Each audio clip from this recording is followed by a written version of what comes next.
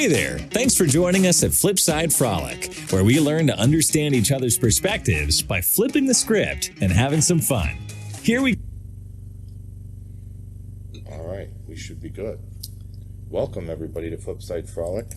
I'm your host, Carl Kmick, and I have with me my good friend, Rocco Maurello. How you doing, Rocco? Good. How are we doing today? Awesome.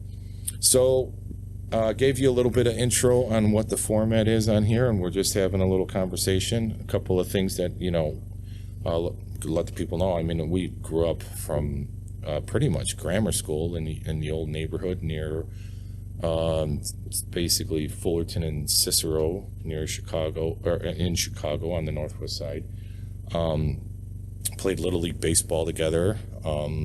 Had a lot of things like that, and most people know, and I've said it before, that this is an opportunity for me to just connect with some old people, meet up with some old friends, see what people are up to, all that sort of thing. And one of the things that interested me, just for what you've been into, because you were promoting a product and entrepreneurial mindset and just kind of always doing things, and I saw some things about inventions and different ideas and different stuff, and it's always cool to kind of get that entrepreneurial mindset and just see what makes people tick and what keeps people motivated and all that kind of stuff. So if you want to just kind of catch up and tell me what you've been up to since Little League baseball, I guess we could start there and go from there. So. Well, we probably need a couple days for that. Well, that's why it's funny that sometimes people say hey, how long do you should I book for this thing, and I had somebody's like, oh, 3 hours, like, are you kidding? But it's amazing that when we hit like the 2.5 hour mark, you're gonna be like, what? I thought it was like 45 minutes. It just goes so fast because it's fun to get into conversations and catch up and all that stuff. So we'll just get you going for that. And so grammar school, work history, just kind of like what you've been up to. Yeah, probably a lot. Since grammar school, like I said, we all connected.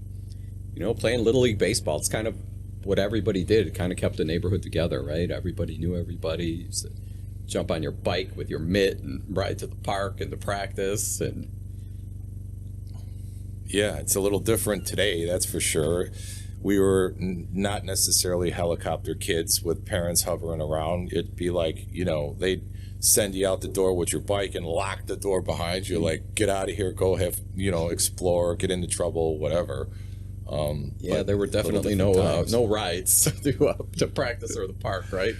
I just told my son that because he was joking about like maybe seeing a meme or a YouTube video or whatever, a short about somebody's parents talking about walking to school both ways uphill in the snow, all this kind of thing. But I said, because we lived west of Cicero, you guys were east of Cicero, so going to St.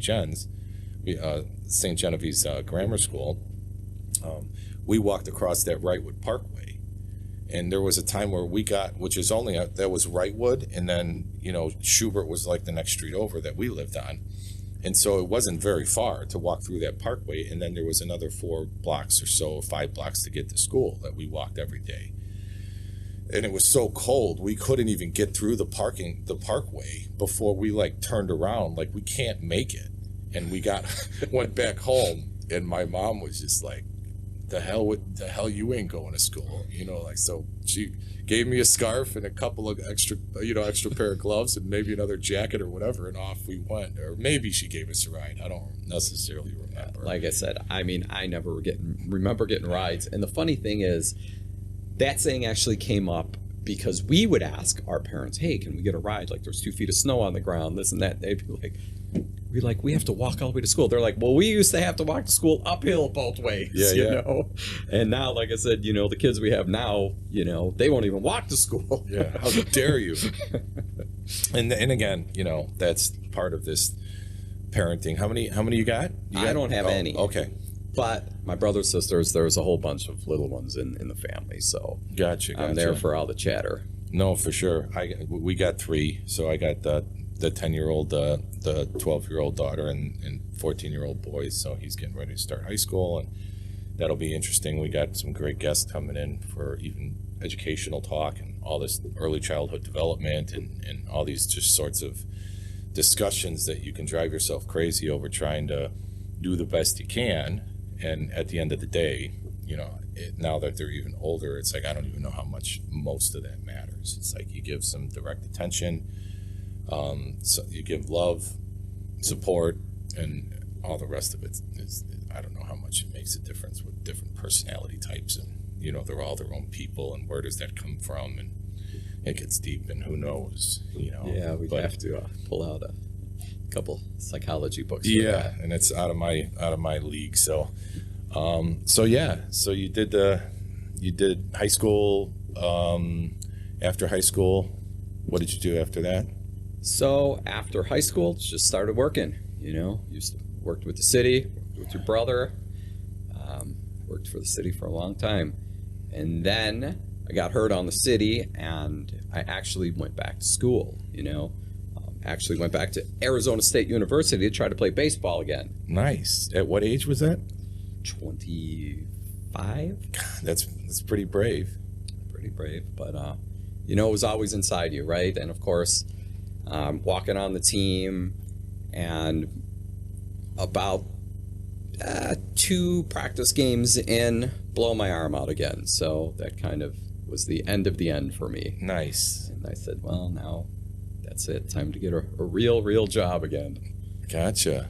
That's interesting. Because, I remember you were always on the pitching mound for the most part. That was, and then I assessed that maybe your profile had Northeastern as well. Did you finish up there then? So of course I had to come back home. And I finished up at Northeastern. Nice. So, started out at Triton, went to ASU, and then came back home to Northeastern. Cool. And finished off with a BA? Yep. In what? Health sciences, education. Nice. Yeah. That's cool.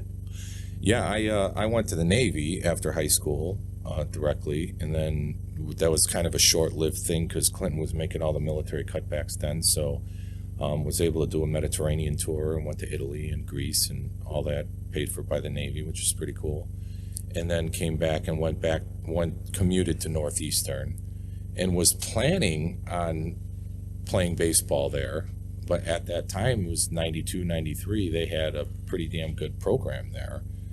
And it was almost like out of fear. Like I didn't, after not playing my senior year in high school, that's kind of a long story, that most of the seniors on the team quit because a new guy came in and was trying to rebuild the program for future. So he was like starting freshmen over juniors and seniors on varsity just because he was trying to rebuild the program. It's just like, this might be the last year we play ball. And, it's just kind of, it seemed like the seniors were kind of getting screwed. So everybody kind of rebelled. Most of us rebelled and quit. There was like maybe 3 guys that hung on and, but then coming after not playing for like 2 or 3 years, it was like, I didn't even know if I was eligible or if I would try out or whatever. And I think I was just too much of a chicken to try out, because I wasn't a superstar even in high school. Pretty good hitter. That was probably my thing mostly. But yeah, so that's cool. So college and work, and then maybe talk about some of the ideas that you I just had Andy Nathan on, is a great social media guy, and one of the things he enjoyed with company startups, like so he would interview people, and he'd notice the difference in timeline. So Scott, there's making ideas happen, and there's a few awesome books out there about how to categorize things and try to prioritize things and try to do some beta testing on certain ideas and see what seems like it might work. But there's some great movies out there about people that have done things and risked the mortgage the house on these ideas and tried to and fail. And then Andy's thing was like, you'd see that, and then all of a sudden something happened, and then things start happening, and then you get a break, and then something else happens, and next thing you know, they're very successful, right? And his interest was more into what he called the startup gap, because from the time that you started making this idea happen and the time things really started rolling is sometimes 3-4 years. And it's like nobody really talks about that gap.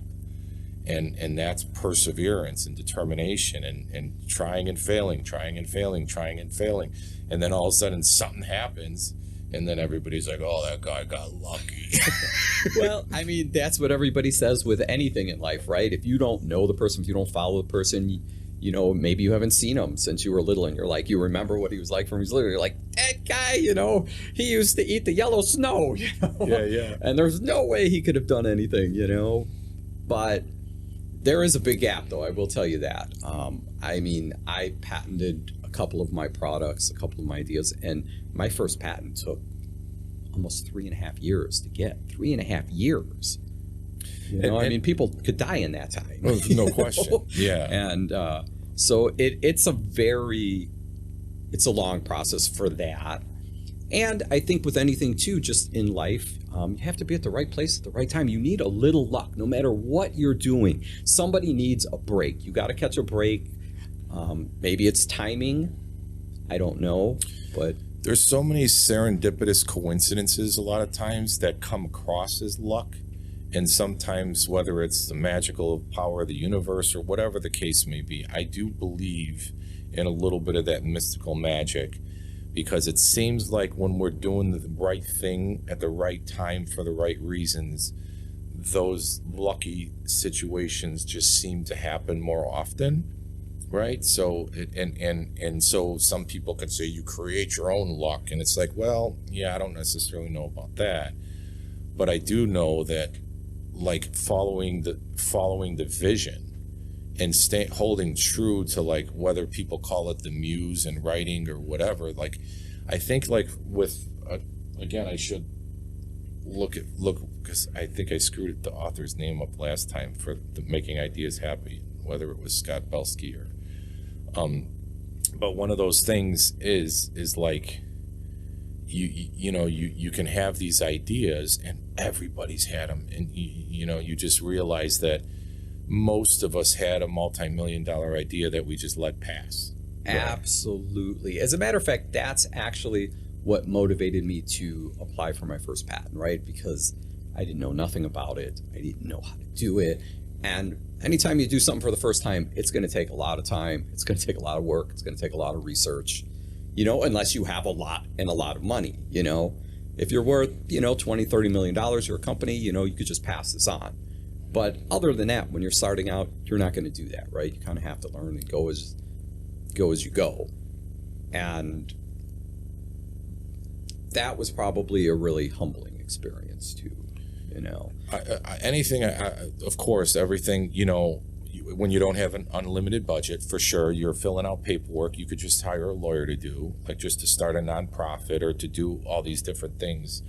And I don't know if it's certain personality types that are just more of a creative type, or more of a scatterbrain, or more OCD, or, you know, ADD, and trying different things, always into other different things, whether it's different sports and what different hobbies. And that's always been my situation, for sure.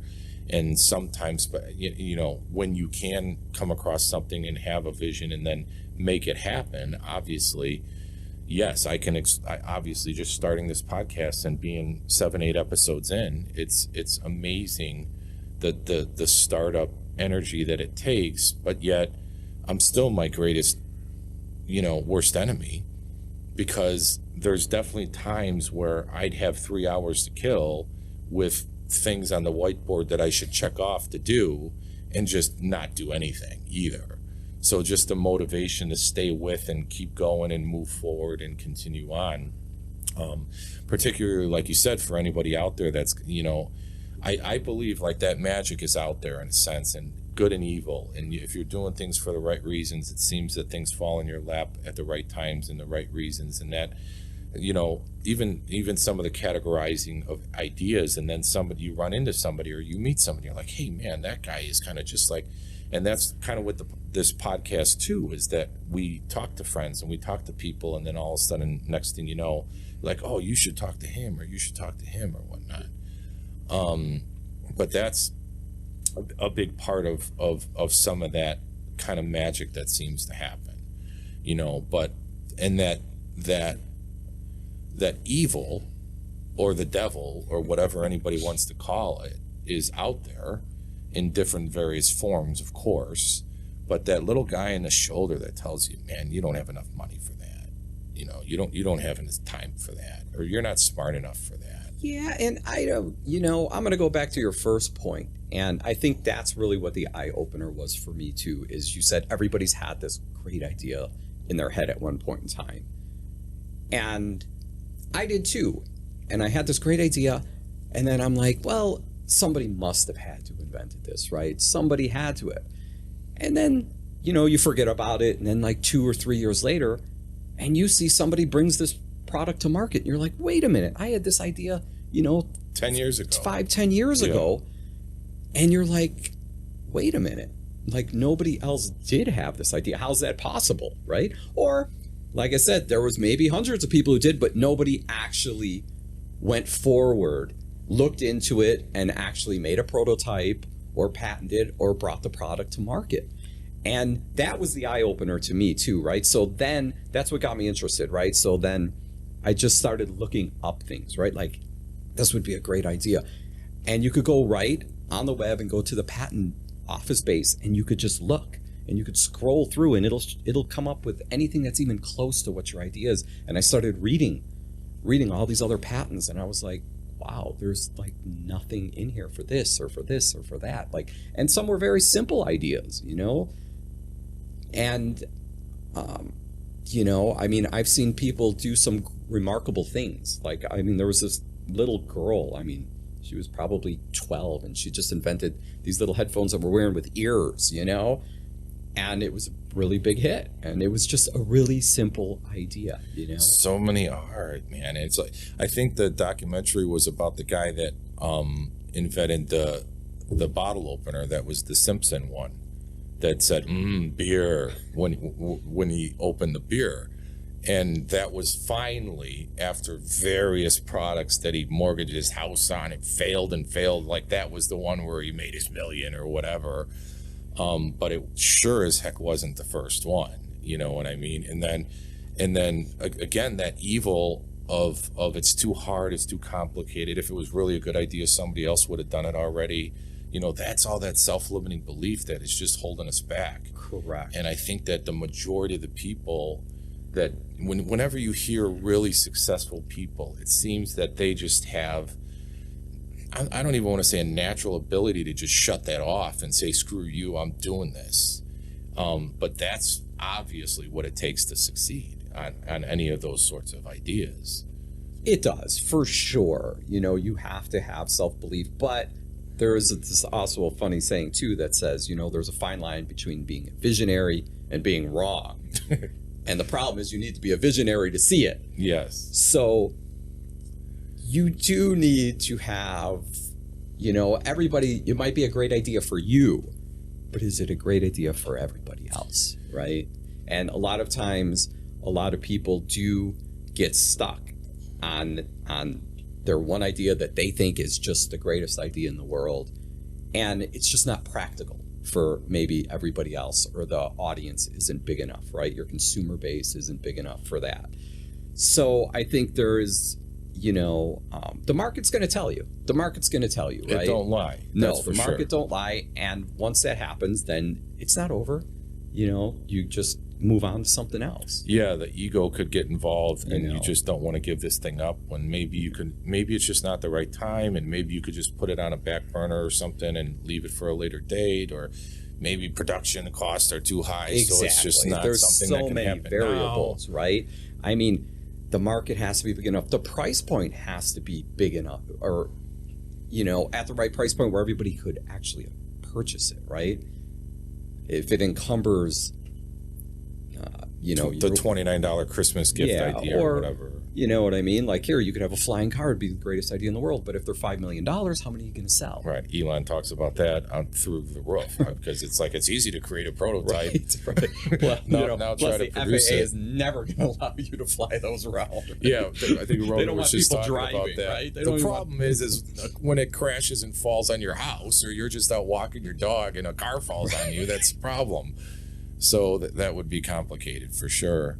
But you know, the one thing that's really so for people out there that have ideas or whatever, so that, like you said, that like even just the learning curve for these simple tasks, and sometimes everybody's like, it's out there on YouTube, and you know, all the information's out there, but sometimes you don't even know the words to search in order to get the information. Correct. Because you don't really know the process. So sometimes you might get some online guy that's selling a course on how to do this stuff, and you think it's a scam because he's just charging you $50 for this information that's available free online. Well, not really, if it's not in a step-by-step process, and if you can learn from somebody that's done it before. That is the key. If you actually know somebody who's actually done it, that's perfect, right? Because there are a lot of, you know, I hear, you know, I also sell real estate, and I, you know, had a broker's license for, gosh, I can't even tell you how many years, 25 years. And I see all these people on TV telling you, oh, how to flip a house and how you're going to make millions in real estate, right? And they're throwing conventions. Well, these people are making money throwing the conventions. They're not making money selling real estate or flipping homes, right? They're making the money trying to tell you how to do it. And if they were so successful at that, that's what they would be doing full time. They wouldn't be now, just to conventions not, teaching you, you know, just to stay positive. I assure you that there may be a percentage, and that's the key, folks. If you're here, if you're listening to some guru, and if he's not willing to spin the laptop around and show you his actually marketing budget or his assets, you know, right? because like clickbait, and you know, there's clickbait.com, and there's there's a lot of different ways that you can make money online. That's the perfect one that I've had some experience with, where make $30,000 a month online, you know, and working 2 hours a day from home. Like, sign me up, you know. Now, is it possible? 100%. Right. Are you only going to work 2 hours a day? And the guy has a 2 by 3 foot cardboard sign that he posted to the city. Yeah. A stop sign, right? Now you can like go on Fiverr and get some pretty girl to hold a sign up with your logo on there and stuff nowadays. So like some of these marketing ideas are, it doesn't have to cost a ton of money sometimes, or you don't have to hire a model and do a photo shoot, bring in a photographer and all this stuff. Especially with AI, we have a guest coming in that does a lot of AI stuff with music and images and stuff. It's just like the world's changing so fast. It's amazing, and you got to keep up, you know. But yeah, those sorts of things when you're trying to learn. But if you pay somebody $49 for a course and you feel the value, I mean, what is money, right? We're just trading value, perceived value, right. Even. Is my $50 bill worth taking the family out to Culver's yesterday, and it was $80? Is that insane? We like, could have a whole topic on the price of food. Yeah, everything with inflation and all the stuff that's going on now. We'll see. Hopefully, some things are going to change. Right. We'll I'm about to go steal a couple chickens and open up my side business selling eggs. You know. Well, if you need, I was just. So speaking of serendipitous coincidences, right, and which is how amazing. I just asked around at work the other day because I'm like, hey, anybody keep chickens? Because with the podcast, I've done a few soundboards. You know, that whiteboard I made with some rock wool insulation in there to try to keep the sound quality somewhat decent in the studio here, and there's one on the door and one behind me over here, and it was one of those things where I was just saving egg cartons because that was the old school day. You tape the egg cartons up to the wall and that was hang your posters over right? of them, and it would help, right? And so you could same kind of thing when you're on a budget. You know, you can have somebody custom design all these boards to surround the whole room and hang carpeting and all this other kind of stuff, but it's not cheap, you know. So I ended up saving all these egg cartons, you know, and I have 3 garbage bags of them in my garage right now. And it was just like, I haven't even gotten around to just taking them all out and stacking them up with the same styles that it's going to take up a quarter of the room. So like, I don't need to have 3 garbage bags of egg cartons. And yes, you could just throw them out too, but it's like somebody could use these and I just can't throw them out. I don't know what my problem is, you know, but you just try to be helpful and try to help other people, and you just try not to waste stuff. But it's difficult, you know. So getting back to our entrepreneurship discussion, have you ever seen, one of my favorite inventions, and they actually did a movie on it, which was actually really funny, is about the person who invented the hula hoop. And he used to work in the mailroom at this company, and he comes up, and like I said, he was bottom of the line guy at this major company, and he walks in to the boss's office, and the boss is like, who even let you in here, right? The CEO of the company, who even let you in this office? He's like, no, wait. He's like, I got this great idea. Like, you have to look at it. And he hands him a piece of paper with a circle on it. And the CEOs just start screaming. He's like, get the hell out of my office. Lunatic. Where this guy keeps calling for security. He's like, get this guy out of my office, right? And he's like, he's like, what's wrong with this guy's absolutely nuts.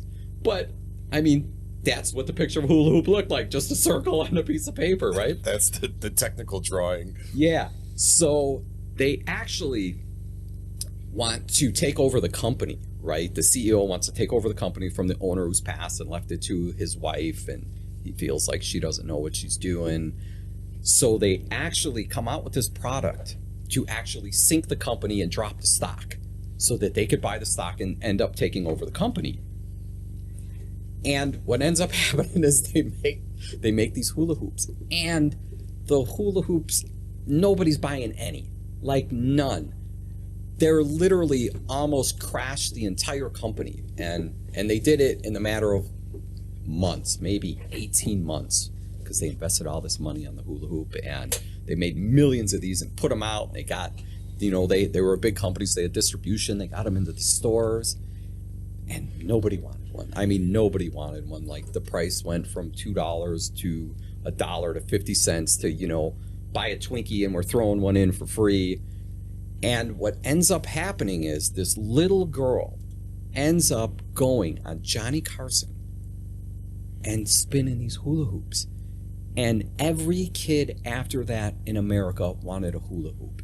And they went from literally taking a company out of business to making $20-30 million in 2 years. It was just an amazing story, right? But like I said, right place, kind of right time.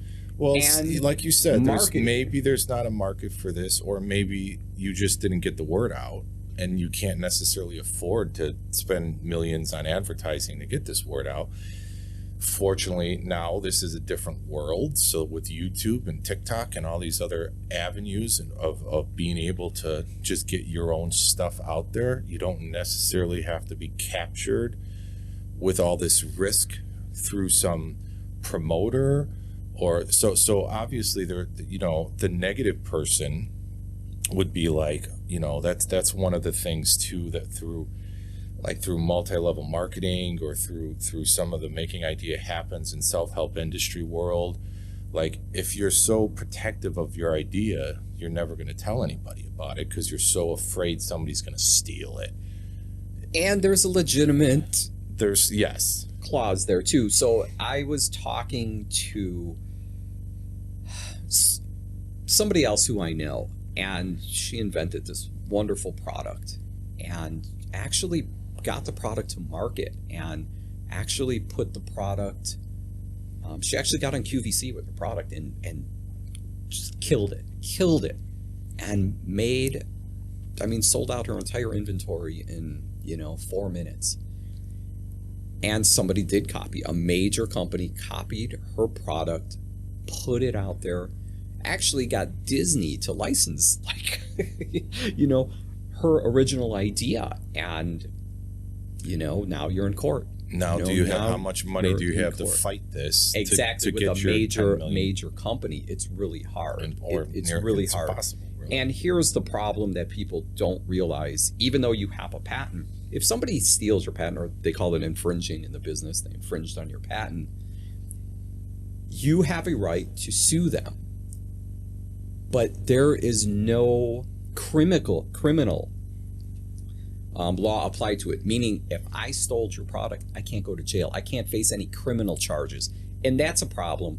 So it creates a situation, well, if I can't go to jail, what's the worst that could happen? I got to pay you back. Right. for stealing your product. It's almost like for people that think that, you know, so a similar story is there was this guy that had a wholesaler's license and was selling stuff out of his basement in the fish industry, right? And you need a brick and mortar store in the old school days of having a wholesaler.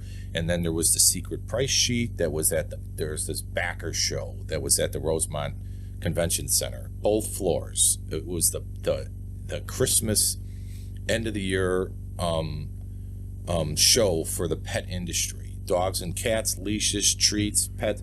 And then there was some fish stuff too, but it was mostly dog and cat because there's a lot of money in that industry and people spend so much money on their pet. So this show, like supposedly like 80% of all sales in the whole pet industry happen at that show in like November. And it's closed. It's not open to the public. It's wholesaler only. So then you go in there and you have the wholesaler sheet. It's kind of an interesting thing because everybody's got their name tags. And so it's you get this look where people are like, you know, you look at somebody, you say, hey, how you doing? They're always like looking you down like, are you looking at my chest? No, they're looking at your name tag. Like, who am I talking to? Is this somebody that's worth my time or important? Are you from Petco or are you from mom and pop pet shop or whatever?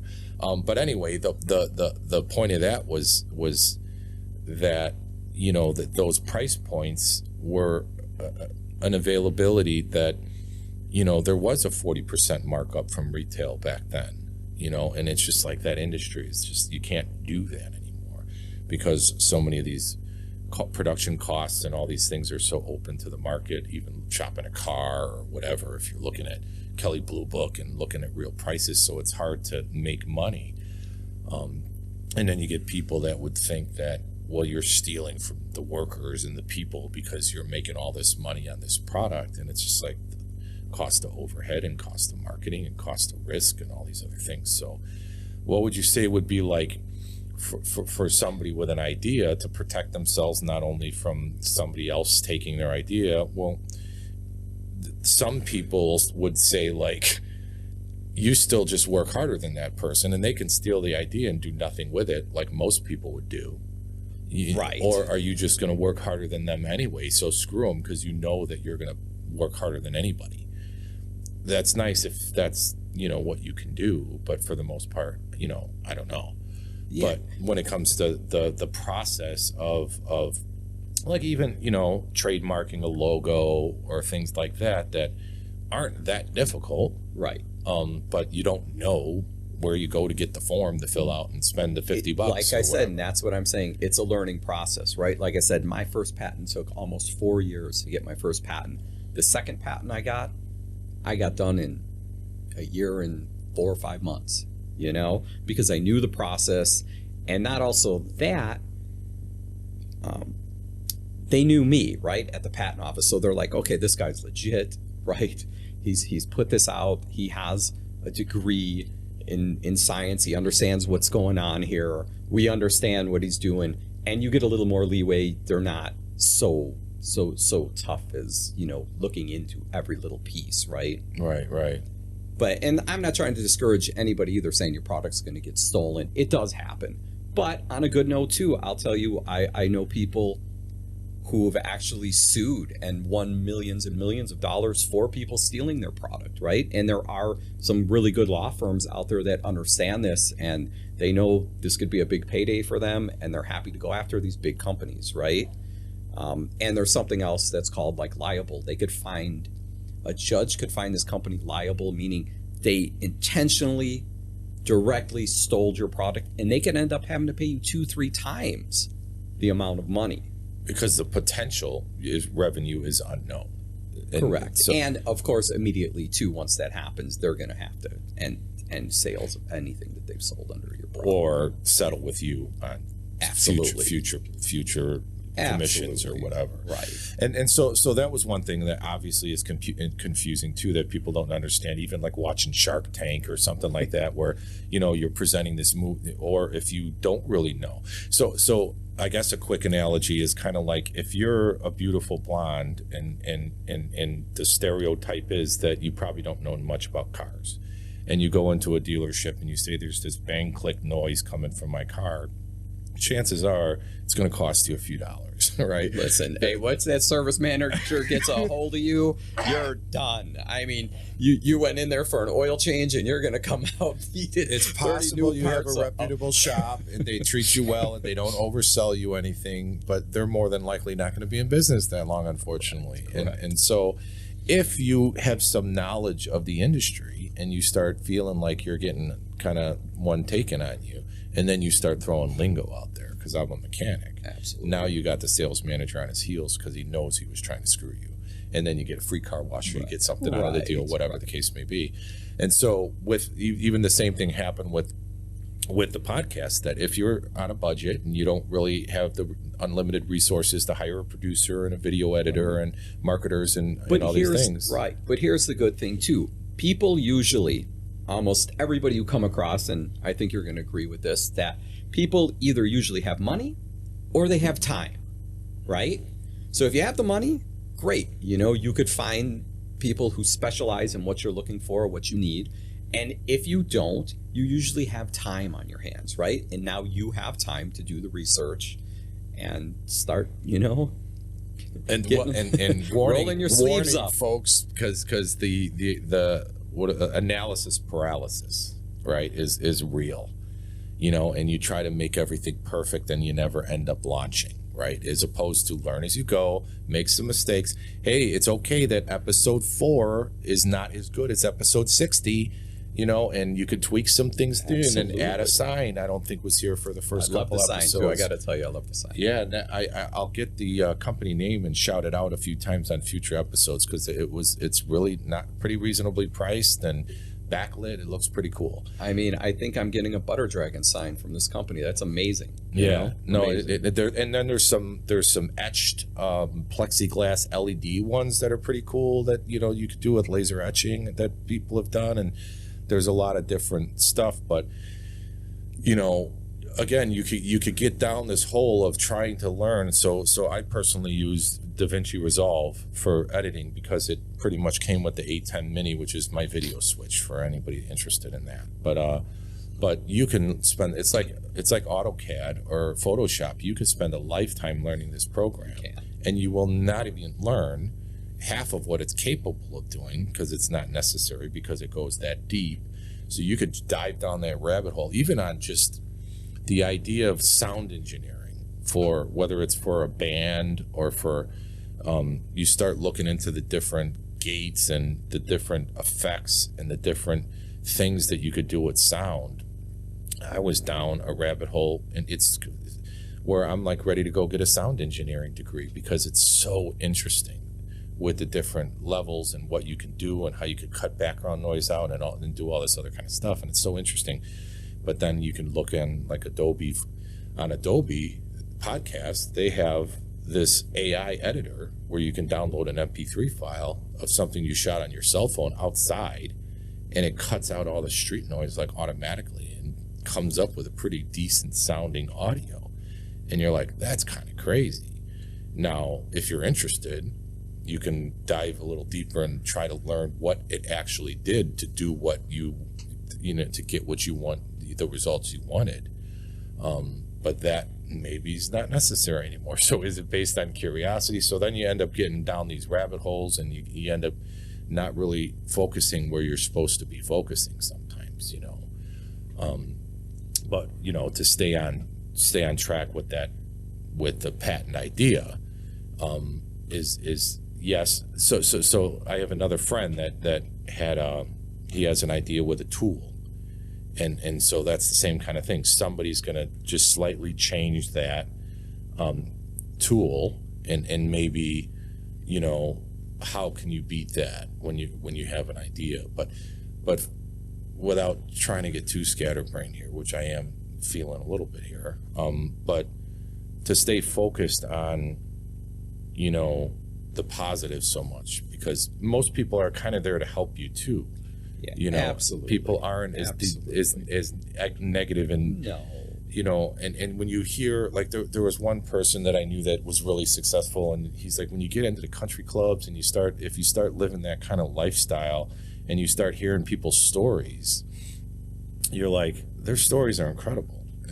most, it's not all generational wealth, and it's not all these people that are just trust fund babies and stuff. You hear the story of the single dad that created the Hot Pocket is an amazing story. Or if you want to do these sorts of things, you have to learn from people that have done it, like we said in the past. Now, whether you know them or whether you read a biography of the founder of Home Depot, that was a pretty interesting story on how he followed his vision as true as possible, even though he didn't have the money to do so. Like the tiered rack system and opening his first store, he didn't have money for inventory to have all the stuff stacked up on these tiers, so he got empty boxes and got the manufacturers to send product stickers and put them on these empty boxes so that he can hold true to the vision and trust the muse, so to speak. But if this isn't what I need to make this vision reality. And now you see it's the standard for shopping with Menards and Home Depot and Lowe's and Costco, and so it's incredible how those little things happen. Well, I think from what I've seen, most people invent something for two reasons. Either one, they just like to tinker around, right? There's people who just like to tinker with stuff and just play with stuff, and they're like, hey, I could add this to this, or I could take these two products and form one, right? Or the other way is it usually comes out of a form of necessity, right? Like, man, there's got to be a better way to do this. This is driving me crazy. It's taking up too much of my time. I wish I could solve this problem so I had time to do something else that I really want to do. And either way one of those comes, it puts you on a path of solving a problem. Right. And I think that the coolest thing about this conversation and people like yourself that exist is that, this idea of getting into the financial markets and moving money around and being some hedge fund manager and making trillions of dollars and never even making anything other than destruction of companies and consolidation of jobs and all this kind of negativity, thinking that that's the only way you can be successful or get a bunch of money, and a lot of times people so focused on money that they're never going to succeed either. And some of the self-help books and some of these kind of foo-foo ideas where they say, if you just focus on, like, your income is directly proportional to the amount of value you give the marketplace. Like, that sounds like crazy talk to some people, and other people that have done it seem to agree. Like, if you just focus on giving value, the marketplace is going to reward you. So your value is making somebody's life easier through your idea or whatever the case may be. And the fact that you battled through that evil that's telling you you're too stupid for this, or you don't have enough money for this, or you don't have time for this, or whatever the case may be.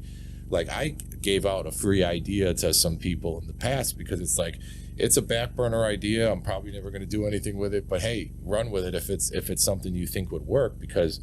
But it happened organically as you got some kids in hockey and they're 5 and 6 years old. It's not cheap, folks, and they almost can't even make a whole season with the same equipment because they're growing so damn fast, and it's not cheap. So just sitting in the stands and people watching and listening, and you hear the other parents, you're like, yeah, you're going to be on a first name basis with the guys that played against sports and all this kind of stuff, and you're like, man, there's got to be a better way. Yeah. And then it's like, what about like a subscription plan? And you start a nonprofit, so you're not actually making money for the kids to learn this game of hockey, and you get CCM and Reebok and a few different sponsors to come in. And for whatever the price point is that you're never going to know until you kind of do quite a bit of homework to try to see. For $59 a month, anytime you need equipment, skates, a new pad, whatever, just come on in and trade it in or whatever. Trade up, and then you could wash the stuff and warehouse stuff, and and then it's like it could scale out because this could just be a Chicago program with the local Blackhawks and different things or whatever, and then you could go to other cities and you could expand internationally. It's like, wow, that sounds actually like it could be something that could work, as opposed to doing this whole play it again thing, and then you buy stuff and then they don't want to take it back because it's beat up, and it's like, well, it's not in any different condition than when I bought it the first time. Like, so that's a tough game that, but unless you have an unlimited budget and you could just afford to just go out and spend $600 on it, or $400 on new equipment or more, for your 6-year-old, it's difficult. So, but trying to fill the void of hearing that problem and then having an idea or a proposed solution, and then doing the legwork to see if that's something that can be reality, Right. And like I said, of all the patents that I have and the ones I have pending, every one but one just came out of necessity, something that was bothering me that I was doing, right? I said, gosh, this is ridiculous. Like, it's taking too much time. It's consuming too much of my time. Let me figure out just a simpler way of doing this. And it's really, that's how an idea comes up. It's that simple. It's really that simple. Now, you get more into complex issues like, time travel, right? Like, it sucks being on a plane for 4 hours. What if we could invent, a portal? Well, it's a great idea, but it's just unpractical. Right. And not that science says it's not possible. It's just going to be impossible, most likely for you to do at the time where you're at now, right? Great idea. It's just, unfortunately, you don't have the ability to create that. So in one way we tangent off a little bit about the idea of a few things, but one was the girl going in and getting kind of screwed by the dealership because she didn't really know the lingo. So what's a good deal and what's not a good deal, and so sometimes the negative attitudes of people, like, they think everything's a scam, like they think a financial advisor that's making a commission off of you is a scam. It's like, well, not if you're making 15% returns instead of 9% returns on your money and accrued interest over time. Like, and The Richest Man in Babylon is a phenomenal book that talks kind of on the trades, like with a chariot builder and like going to buy jewels from Polynesia or wherever it is. Like, who did you send? You sent a mechanic? Like, you sent a blacksmith to go buy jewels? Like, why didn't you send a jeweler?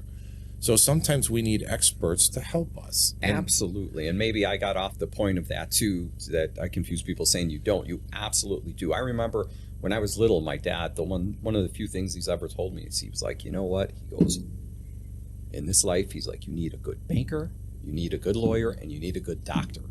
And if you have those three things, you need your health, right? Because if you don't have your health, you have nothing, right? For sure.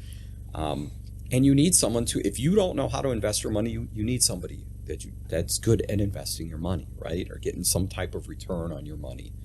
And as far as the attorney, you just need somebody, you need some legal help here and there, no matter what it is, some legal advice to put you in the right direction. So yeah, I mean, it's crucial. And I think sometimes that could be a problem that some entrepreneurship too, thinking that they need to wear all of these hats. I need to do everything. Well, if you don't specialize in any of those, you probably don't have the time to learn all of them either, right? But yeah, so it's just, knowledge isn't always knowing everything. Sometimes it's knowing where to go. So like to go back to like the podcast, for example, if I'm using DaVinci Resolve and I'm making my own edits and doing okay for now, and then I get to a point where, obviously, especially when you get into income generating and different things, that if the math says that you are making more money by doing content, and this is, you have to focus on making more good content, let somebody else do the production work, because for that 3 hours you spent, you could have done another podcast or whatever the case may be. And if the numbers work out that it makes more sense to spend money on someone to produce your stuff for you, then that's just a smart business decision, right? But at that point, with you having some of this base knowledge because you were doing some of this work yourself and you understand what it takes to do this work, so when you go into a computer programmer or a website designer that wants to sell you like this SEO idea of search engine optimization and getting on Google, this is like this magical thing that nobody really understands. And it's the market dictates the price, and the current rate is about $2,500 a month. There's to run your website for you, and you're just like if you don't know what it takes to just build a WordPress website, that and you know that the market really is $500 should get you a pretty damn good base from most programmers, right? Or website designers or something. So you actually kind of got to know where you're lining in and what's fair, so you don't get screwed, right? Because there's charlatans out there, of course. But on the flip side of that argument is basically that people have to make a living too, and people are absorbing risk. So the CEO that's making a lot of money is making a lot of money and absorbing a lot of risk most of the time, right? So even if you go propose your idea to some marketer or some promoter or something, what stage? So what's your familiarity to like the price points on somebody else coming in and setting up partnerships and setting up, like, where are you at? Is it just an idea that you have and you've done nothing? Or do you have a working prototype? Or have you done some, market analysis or whatever, to where now you're in a position to where you can negotiate, you could leverage it, a better rate of return, whether it's 20 cents on the dollar or whatever might be some of the deals that get worked out in the future. So somebody might hear, so you go to Shark Tank and you show your idea, man, that guy's taking 60% of the money. Like, I'm getting screwed. Well, not really. Because what do you have now, right? Like, yeah. It's saying the same thing. Like, 5% of $1 billion company is a hell of a lot more money than 90% of a tiny little company. Of 10,000 or 20,000 a year. So sometimes when somebody comes in and they're taking a cut, and Rogan talks a lot about it with the music industry, because that's changing so much with YouTube and being able to get your stuff up on your own and not being owned by somebody for life or whatever the case may be. And this is actually the same sort of thing. That's, because they can invest in 50 different things and own all of them for life. If 12 of them don't work, it's no big deal. But that last one that really goes big and pays off pays for all those other failures for even somebody that's trying to promote something or trying to market something or trying to manufacture something. But to try that learning curve of not knowing contacts, and that, I know that documentary was really, really good about sharing some of that with the beer thing. I should look it up what the name of that was.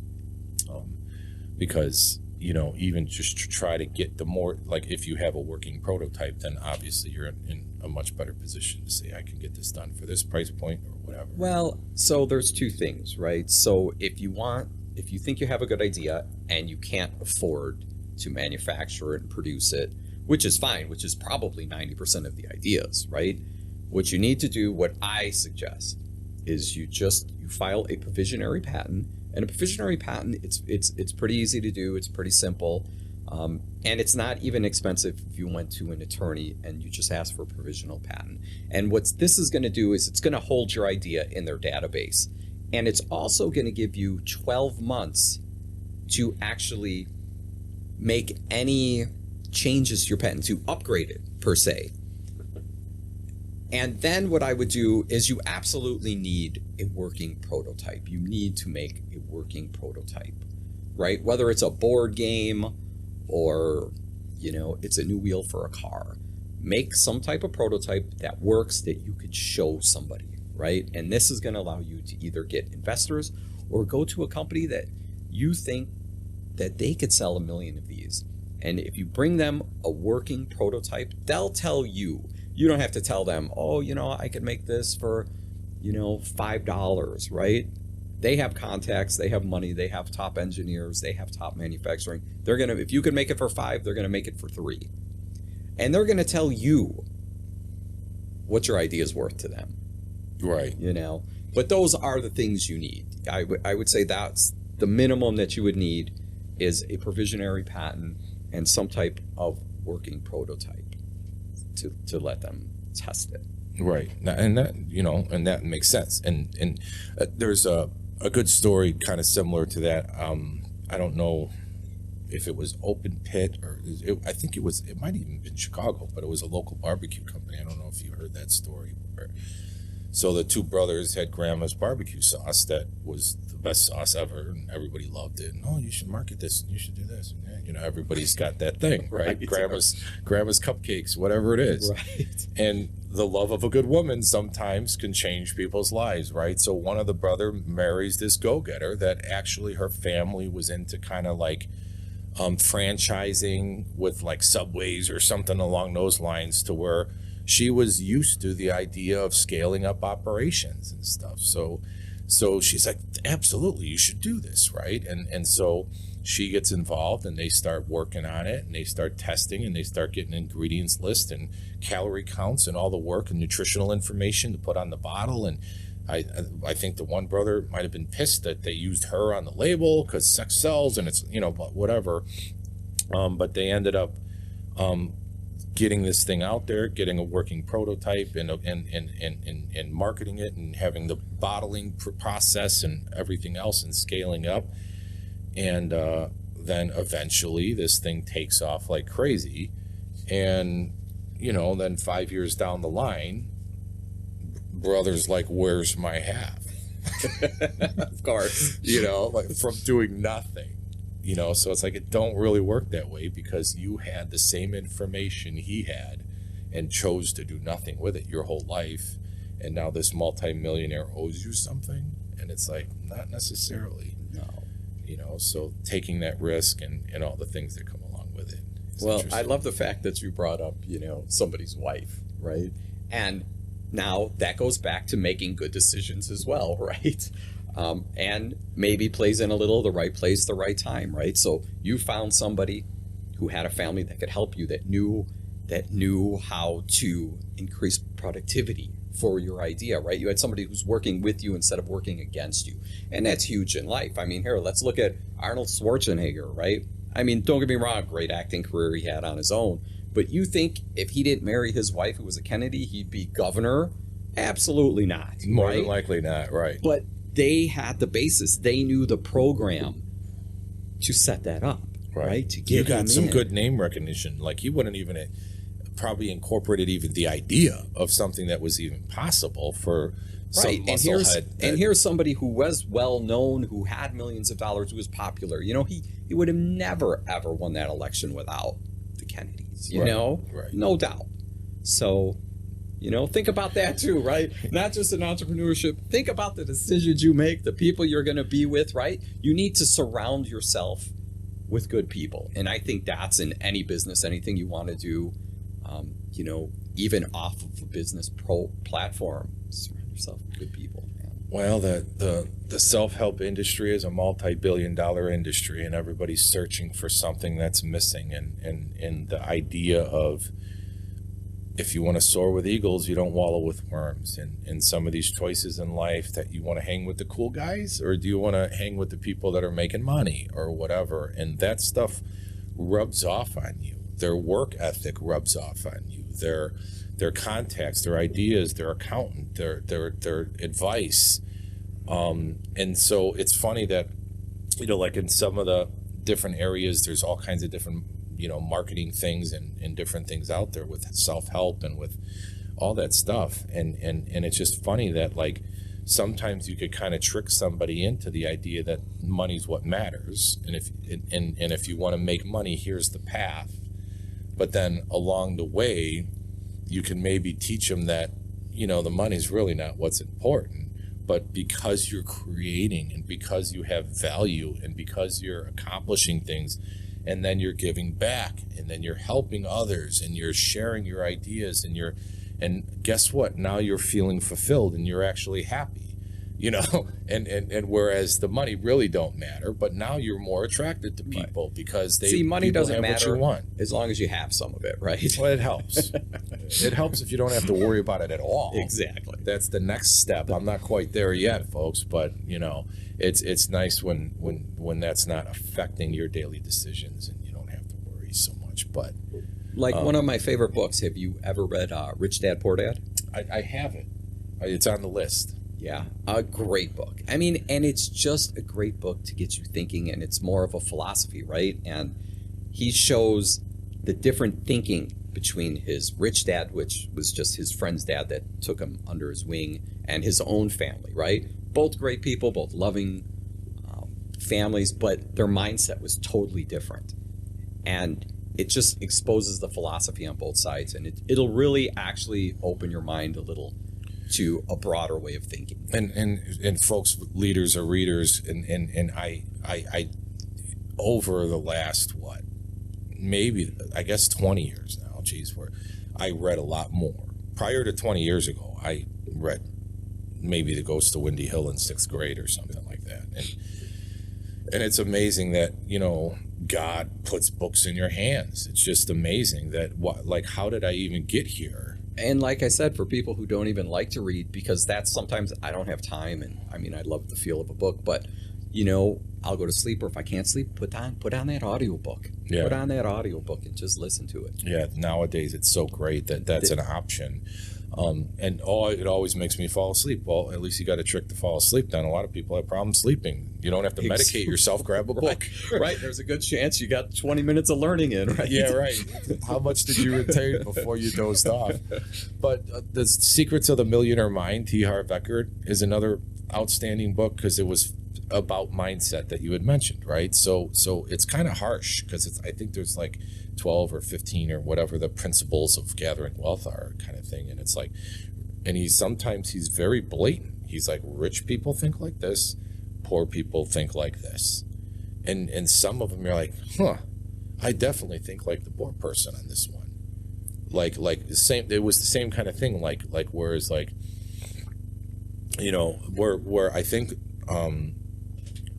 they did surveys and did some studying for a lot of different millionaires, and it's just how much time do you spend on your financing? It's payday, pay the bills, that's it. It's that's probably not enough. You should have some sort of plan and at least think about it. It's almost right. Look at it that in the same aspect of how we're thinking now, right? Hey, I'm making whatever, $4,000 a month, right? And I've got $3,500 going out. It only leaves me $500 for the whole month, and maybe that didn't include my phone and food, right? So take that approach and say, hey, how can I fix this, right? How can I fix this? What can I cut out? What can I add? What can I do, right? And interestingly, that almost kind of gets back to some of this magical power of the universe with, manifestation principle. And some people think, well, that's silly. You think you just put a picture of a Ferrari Testarossa up on your desk every day, and you're just going to manifest this Ferrari out of nothing. Well, no, that's not really how it works. But the truth is, the only people that achieve goals are people that actually make goals. And it's right. When's the last time you made a goal? Sometimes we have to ask ourselves that. And then when we achieve a goal, guess what? You got to set another one. So you can't just live on that success from achieving this goal for 6 months or whatever and then do nothing. Set another goal. Keep going, and that's powerful in a lot of ways, that if you have a goal and you're constantly reminded of that goal because you see it every day, then you just remember, what did I do today to achieve this goal? Did I do anything, or do I have a little punch list?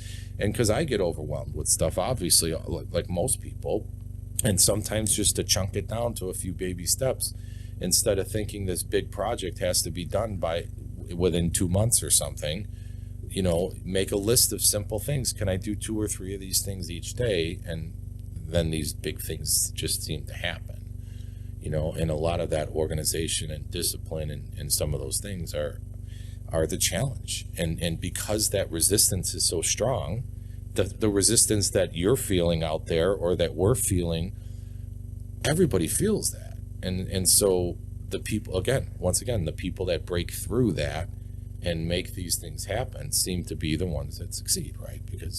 Or you could just go to work and do your job and support your family, and that's fine too. Sure. But, don't let life pass you by. And I think one of the most important things, probably some of the best advice I could give to somebody, is you need to learn to do a little self-analyzing, right? So maybe it's 6 months, maybe it's a year. Take a few minutes and go back and say, hey, did I accomplish what I want? Am I on where is this path leading, right? What could I improve on? right? Because the funny thing is there's answers, sometimes they're right in front of you. I remember I was talking to my sister one day and she was just crying, right? She's like, oh, I need a new car. I can't afford a new car. And I said, you know what? And I said, you still smoking a pack of cigarettes a day? She's like, yeah. I'm like, well, you know what? I was at the gas station the other day and the lady in front of me, I was trying to get a lottery ticket and the lady in front of me was like, yeah, I'll have a pack of cigarettes. And I mean, we're in the city of Chicago. I couldn't believe it. It was like $17.38. It's like, was that a carton? Of was cigarettes, that a carton right? or one pack? For one pack. And two things that went through my mind is one, God, I'm glad I quit smoking when I was like 15, right? And two, I just couldn't believe it. So I went back to my sister. I said, you know what? I said, pull out your little phone, right? You got a calculator on there? She's like, yeah. I go, I want you to do this. I want you to put in $17.43 times 30. And I'm like, how much is that? And I don't know the exact number off the top of my head, but I'm guessing it's somewhere around $350, right? And I said, there's your new car payment. I go, you actually don't need to get it. You don't need to do anything else but quit smoking, and the money's right there. You actually have it already. Right. And she like, you know, she couldn't close her mouth. It just opened and just stayed open.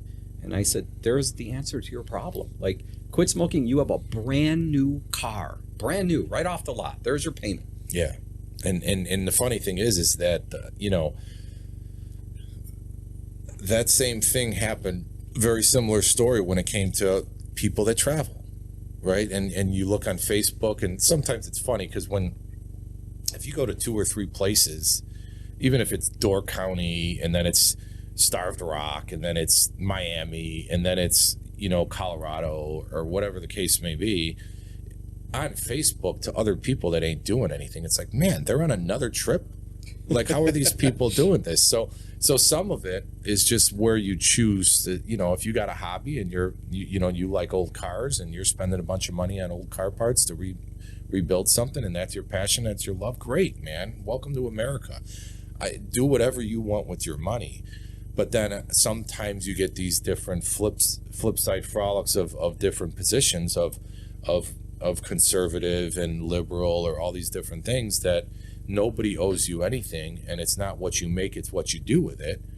And it sounds like what an asshole to say something like that when you're working at McDonald's for $9 an hour. But so this idea of what's fair is interesting, but there is an idea of, you know, $100 to me and $100 to somebody at minimum wage is a big difference. I mean, I had a friend I was helping out that he was doing like the door-to-door storm chasing stuff where you try to work with the insurance company for them to make sure that they covered the damage from a hailstorm or whatever. So they get you a new roof, they get you new gutters and siding, and a lot of those are. There may be some shady businesses out there, and some of it's just outside sales, and they're subcontracting that and taking a cut of the money or whatever the case may be. But this was a scenario where it was like 10% of whatever the claim is his fee. So if you get nothing, he gets nothing.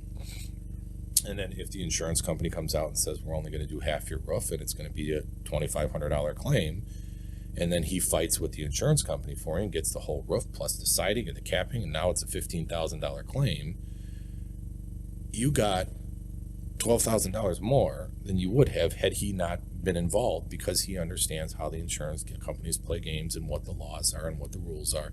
It has to be better than it was before. You can't make it worse, and all these different little taglines, because he knows the industry. So was that worth it to you for $500? Well, probably. Paid a guy. But it always came across as this kind of scammy thing. And then once the homeowner gets that $15,000 check in their hand, like, why am I giving you $1,000? You know, what did you actually do? You know, and you don't know how many hours he might have been on the phone and chasing down this adjuster and, you know, berating him until he submits to paying this claim that we don't have time to do, or we don't think we do, or whatever. So either way, he was giving value to the situation, but for some reason it's just hard for alligator hands to let go of that $1,200 check when you got a $12,000 check in your hand. So it's just that's kind of just one of those kind of same stories where, just that almost a negative attitude. So like the richest man in Babylon was kind of based on these 5,000-year-old principles of gathering wealth, that Babylon became the richest society in the world. And this is kind of the story of how it happened. And supposedly the book is these clay tablets were unearthed in this old language that nobody knew how to read, Sanskrit or whatever it was. And they ended up sending these tablets to the University of Nebraska or something where some language expert that was the expert in this language was there. And as he starts trying to translate this thing, he's like, oh my God, you have any idea what you actually have here? This is the story of how Babylon became the richest society. And so this professor's like, 5,000-year-old principles of gathering wealth. And then at some point he was like, I wonder if this would still work today. So he started doing these things and started gathering wealth, right? And it was based off of, paying yourself first. So we all pay our bills, and then we see what's left over, and then we wonder how much we could put in savings or whatever. Where this is like 20% aside, 10% to God, live off the rest. And it doesn't matter if you're making $9 an hour or if you're making $1 million a year. It's just more of a struggle for the person making $9 an hour. But if we pay ourselves first and just put that 20% aside out of each check to a separate account that we don't look at, we don't really notice the difference. No. Here, I'll tell you a great story too. One of the guys I worked with when I was on the city, what he would do, because we started, we were 21 years old, right? We got a city job, and check was really great because, we went from making, $7 an hour to $23 an hour, overnight. And the really great thing he did is he had in his deferred comp, right? Which is a total separate, forget your pension, you're going to get that. This is like a separate 401k basically. And what he did is every time we got a raise for the city, whether it wasn't much, it was probably 50 cents a year, an hour, right? But whatever it was, he was already used to collecting the same check that he was getting, right? So anytime he got that raise, he acted like he didn't get it, and he just put it in the deferred comp, and he actually just retired, maybe 9 months ago. And there was $875,000 in that account. Nice. And it's one of those things for the younger kids out there, man, you think, I don't have to worry about that. I'm 22 years old. Please, just $50 a check, man. Just start. Please, anything. You're not going to miss it. And then if you really sit down with a financial advisor and draw it out on paper, you lower your taxable income so you can actually talk to an accountant. And then you say, oh, you're just on the cusp of that tax bracket. If you actually put $100 a pay period into your deferred comp, that lowers your taxable income, and then you're actually going to pay less taxes, so you actually make more money at the end of the year. So you're investing free money into this thing that you would have just paid for taxes, and then it could end up being $1 million or whatever.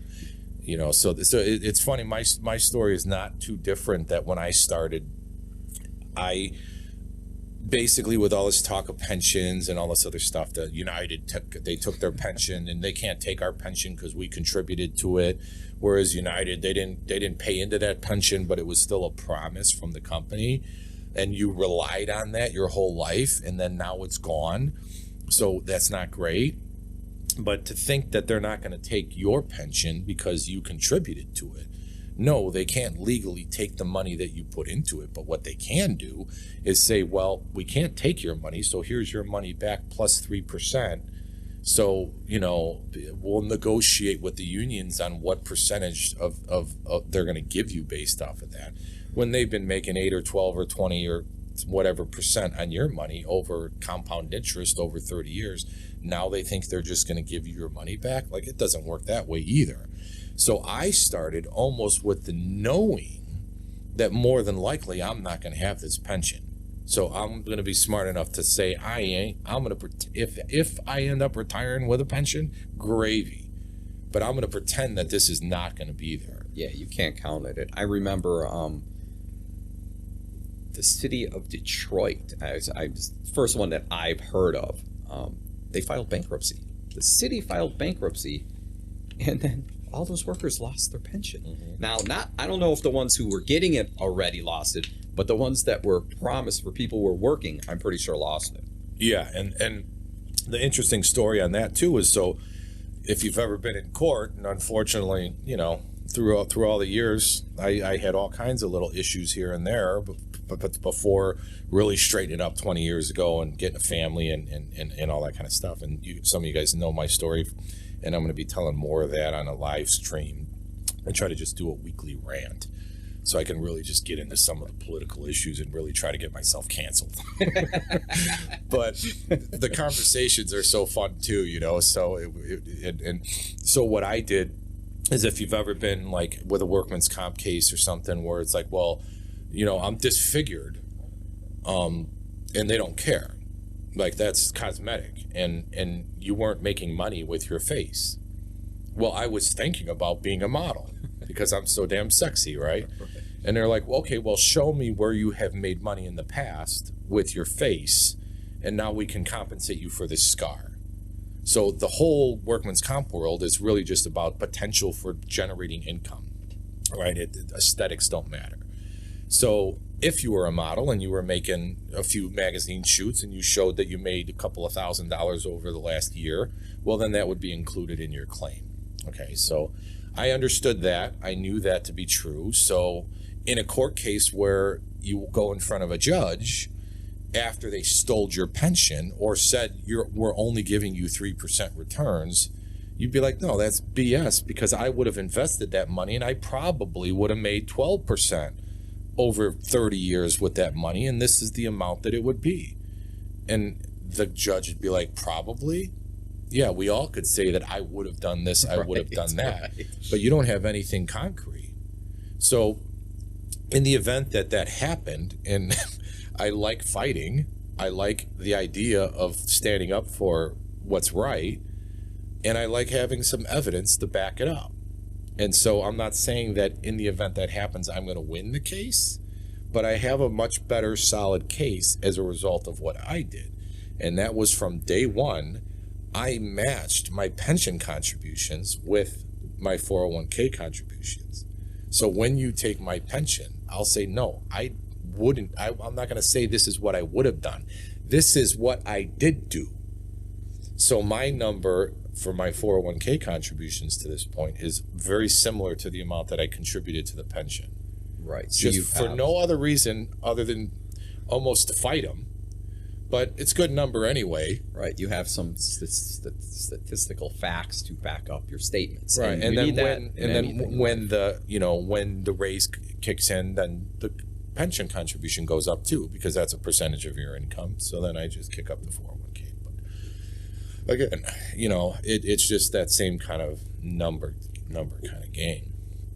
But so I heard this great story last week. Now, don't quote me. Well, you could quote me on the story, but I didn't have time to fact check it.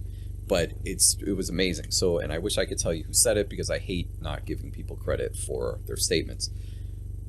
But I was reading something, and somebody made the comment that if you would have bought Apple, not when it first came out, so the first iPhone, I don't know what the first iPhone was. The iPhone, probably just the iPhone, then they went to the 3 and the 4. But up to this date, if you just would have purchased, instead of purchasing the phone, whatever that phone cost, $1,200 at the time, right? The first one's $8,000. I think they're up to like $2,000 now, depending on their model. But if you would have just taken that money and instead of buying the phone, bought Apple stock, they said today your stock would be worth over $5 million. I believe that 100%. And which is amazing, right? So say they even came up with a new phone every year. So, and you just invested $1,200 or $1,500 every year, which everybody has, right? Over the last 25, 30 years, you'd have $5 million.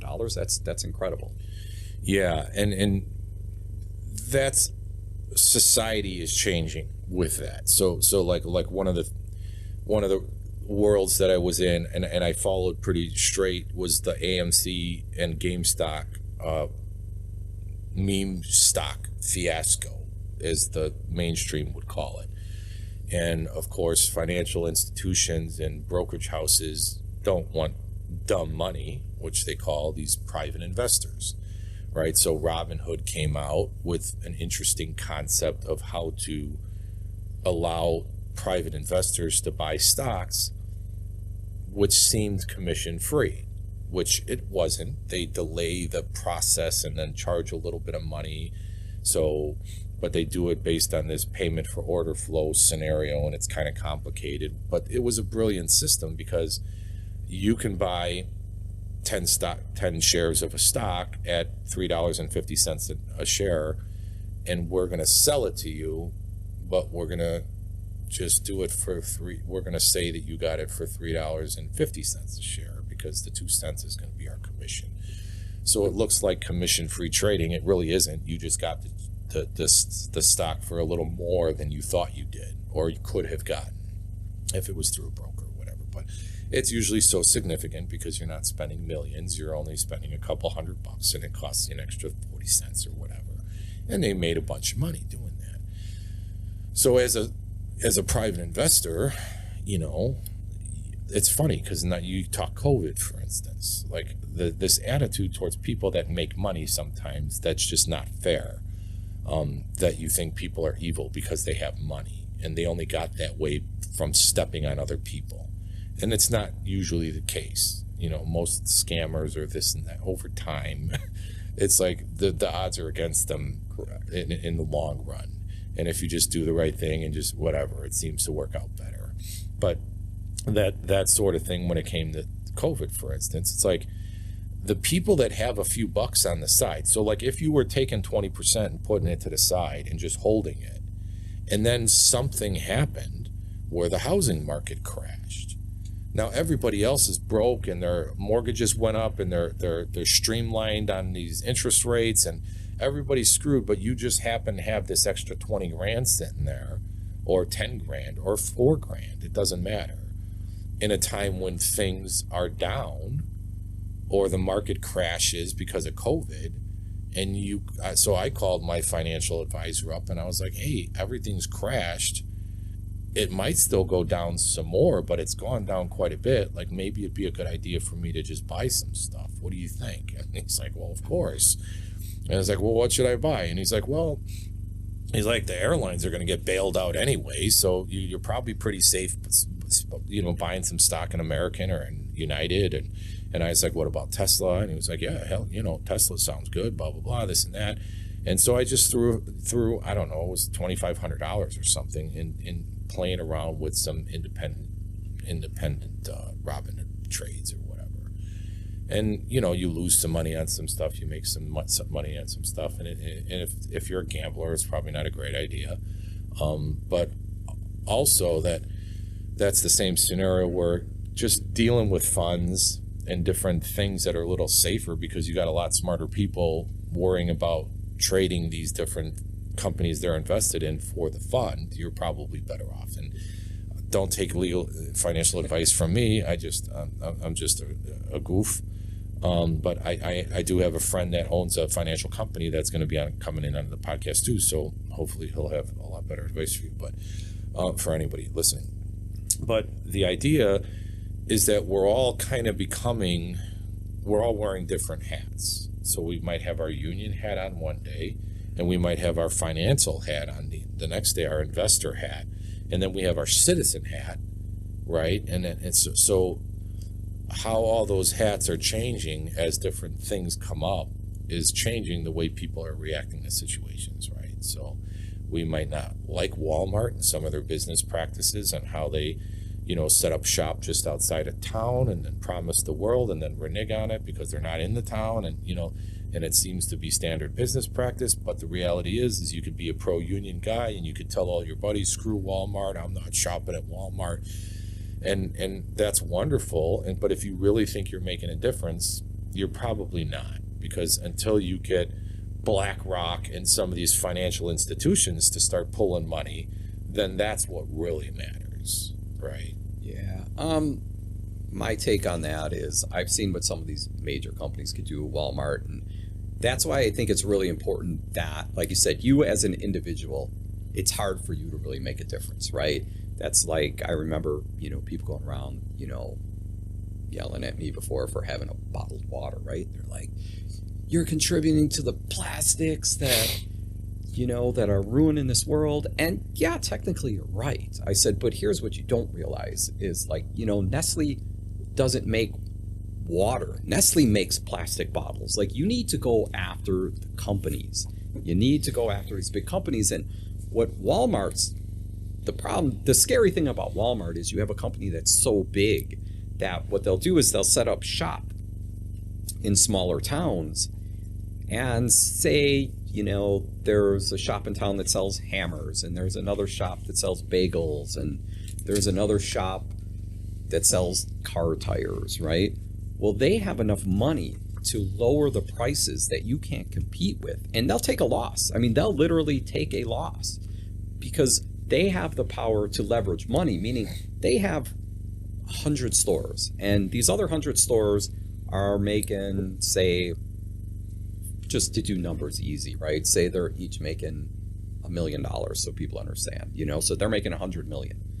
So they could take this store, sell everything for half the price that you get to take a loss on selling bagels and hammers and tires in this store where you can't compete. And unfortunately, people are going to go where they get a better deal, right? As much as they like you in your little corner shop, but if your bagels are $8 and I could get a bagel there for $1, you're going to lose a lot of business. So they'll take a loss. Like that store will lose $1 million.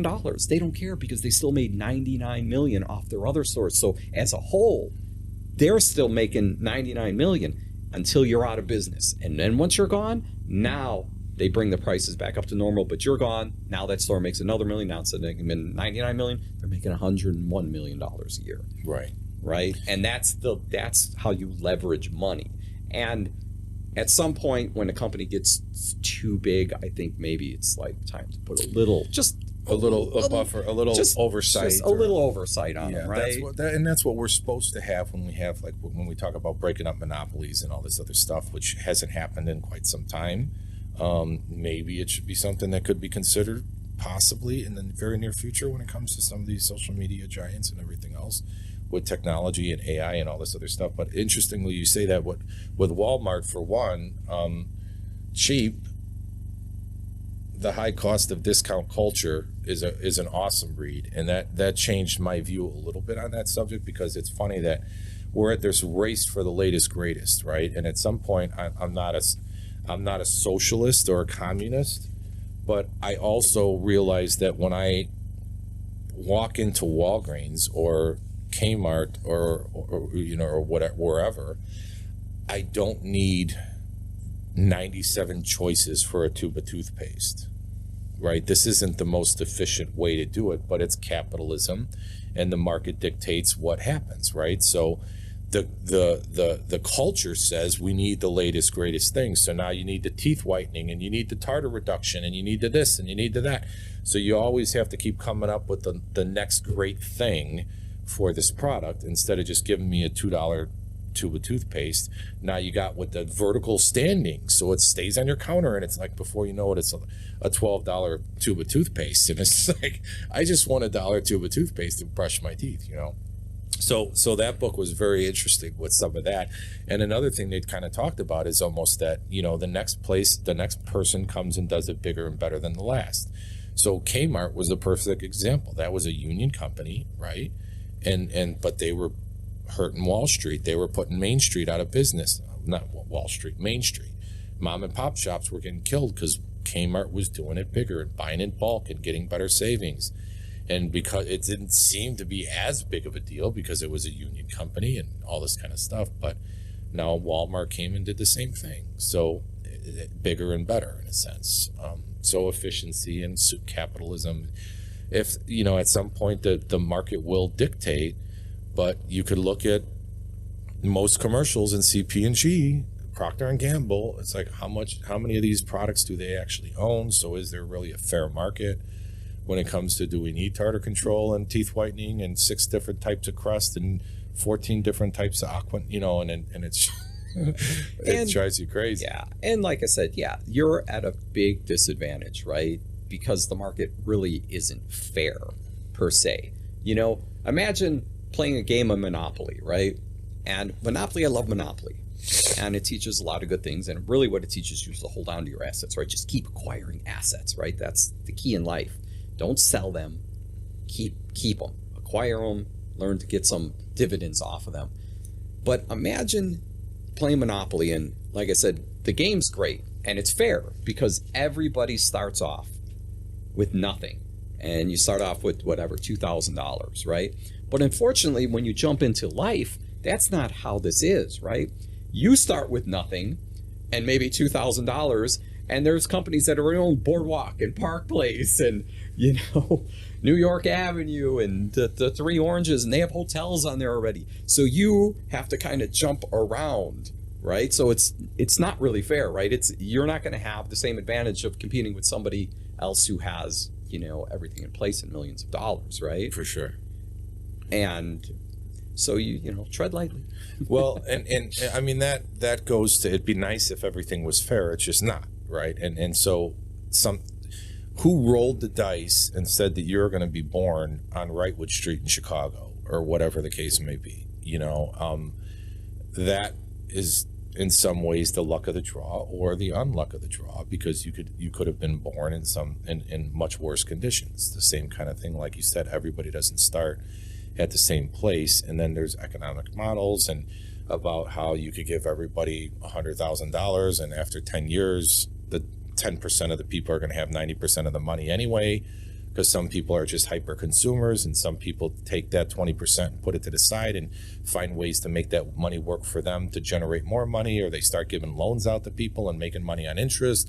And so that same process is more than likely going to happen. And you know, people don't really. Yeah, and I'm not saying, you know, it doesn't work both ways either, right? Like here, I have a cousin that I guarantee you, right? If he won the lottery tomorrow or acquired like $5 million, right? Now, his lifestyle would be upgraded tremendously, right? He'd have a nicer house, a nicer car, but I guarantee you in 3 years, he'd be like MC Hammer and he'd be broke, right? Right. He'd file it for bankruptcy, right? It is incredible, and part of that is, you know, you got leeches and vultures that are circling around, you know, opportunity knocking when somebody gets a big cut like that, and so that you have to be careful and you have to trust. That's the perfect example where you have to, you know, have people that you can trust, you know, where you even see, like I watched the Queen movie where, you know, these people are stealing money from you and, you know, feeding you drugs and, you know, just keeping you out of the loop in a sense. You're not really looking at what's going on and who's, you know, and you don't even realize how much money's stolen from you, and then you're broke, and then all of a sudden your producer seems to be doing pretty good, like it's skimming off the top for decades or whatever. Sounds like the music industry or Don King we're talking about. Yeah, for sure. So obviously you got to be smart, you know, because like you said, there's bad deals out there for sure, but again, when you put no risk on the table. So if we, you know, so one of the things you mentioned the water bottles too, which is kind of funny because here's another book that was recommended from a speaker at I believe it was from the Saltwater Aquarium Conference, Hard Green, and this is a little bit more in my wheelhouse because my degree from Northeastern Illinois University was Geography and Environmental Studies with a concentration in Resource Conservation and Management. Whatever that means, right? And with a minor in jazz performance and music. And but the reality is I never filled out an application for my degree. I never even filled out a job application for my college degree. But fortunately, I didn't go into a lot of debt because the Illinois Veteran Scholarship Fund, if you serve active duty in the military and get an honorable discharge, tuition at state colleges paid for 100%. So I was just paying for books and some lab fees and stuff. It cost me $300-400 a semester for going to college. So that worked out pretty well. But this book is the subtext is Saving the Environment from the Environmentalists, and a conservative manifesto by Peter Huber, Huber. And let me take a quick look what year this was, because I'm sure it's pretty old. Where's my little, I gotta put the specs on here.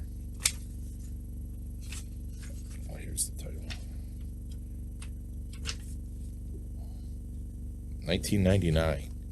So that was a while ago. But a couple of interesting things were just taking a different look at some of these environmental issues. And so sometimes, like, we'll have situations where activists are very passionate about something, but they don't really do the work to understand the bigger picture.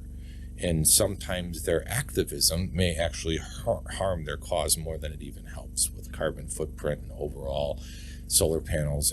Like, a solar panel technology just wasn't quite there then, especially in 99, that the amount of carbon that it took to produce that cell will never be recovered in the lifetime of the cell from generating energy from the sun. So just because your ComEd bill goes down, or maybe you're in a part of the region where you could get a two-way meter and actually sell some energy to the grid because you have enough solar panels to produce more energy than you're using, you might actually make some money, or at least not pay an electric bill. So you think you're doing great, and you're walking around with your chest out like you're Mr. Green, but the reality is your carbon footprint is increased. You're not actually helping the cause, really, but you sure feel like you are, or whatever.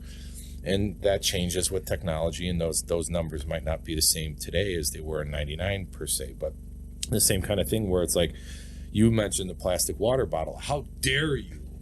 And now it's like everybody's got a water bottle, and people are drinking more water, which is great. It is great. That's the great thing for health.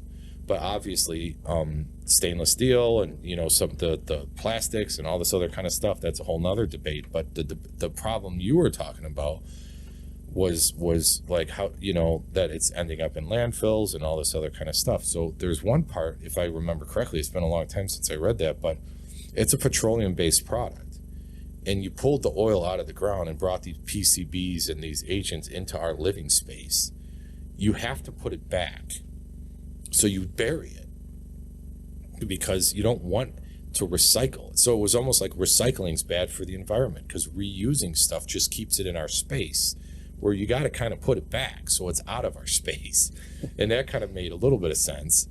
And just looking at these issues from a different way. So it was almost like, as the Flip Side Frolic premise goes, if you could look at something from the conservative side and still be an environmentalist and a liberal, or however these labels want to be generated these days, you have to kind of know where they're coming from. And that's part of the reason starting the podcast, is just trying to understand other people's positions better. But part of it was like, okay, what's better for the environment, a plastic fork or a metal fork? What do you think? Off the top, like I said, we're getting out of my realm of expertise, and obviously, but off the top of my head, I would say a metal fork, right? Right? And just the fact that I'm asking it in that way, the hustler in you saying, right. Remember, he's got a counter to this. He knows where I'm going, and he's got a counter. I remember the musical Guys and Dolls in high school was performed by some of the people at Holy Cross, and it was one of those where it was like, Sky Masterson is there, and he's like, I'll bet you I can make the Jack of Spades jump out of this deck of cards and squirt you in the eye with water for $20. Would you take the bet? It's like, well, no, because I'm going to end up without my $20 and a wet eye. Right. I don't know how it's going to happen. Right, but I already see where this is going. So, but the way it worked with the plastic was the amount of energy that you have to produce to forge a fork. So you have to heat metal up till it melts with coal, with some sort of fuel, and forge this metal fork. Then you use it in a restaurant, and yes, it's great that you can reuse it, but what do? Now you have to heat water up to 140 degrees temperature to sanitize this fork. So you're washing this thing every day.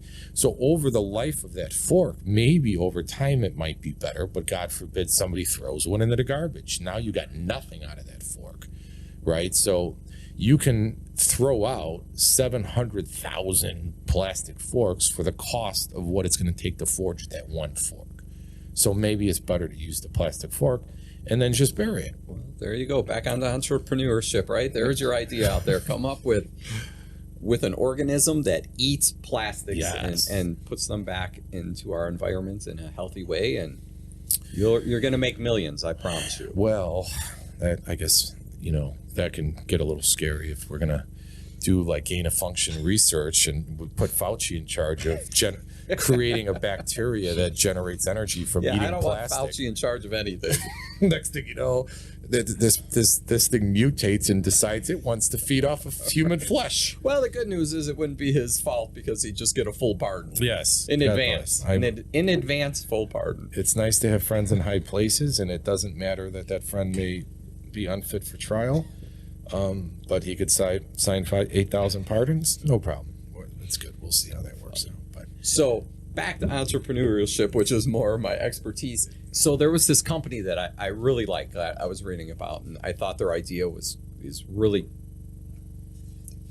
interesting. And at the very least, it teaches people like a little bit about investing. And I don't know the name of the company, but the company, what it does is you download their app, and it's like an Apple Pay, so it's on your phone, and anything you pay for, you just Apple Pay like on your phone, right? Whether it's their credit card or they go through a different forum like Apple. And just the change, whatever the change is that's left. So if you say you go to a coffee house, right? And you buy, as long as it's on the market, so say Starbucks, because everybody knows Starbucks. You go to Starbucks, you buy coffee, and it's outrageous. It's probably $7.82. But what this app will do is it'll take your change at 18 cents and it'll buy 18 cents worth of stock in Starbucks and put it into your portfolio.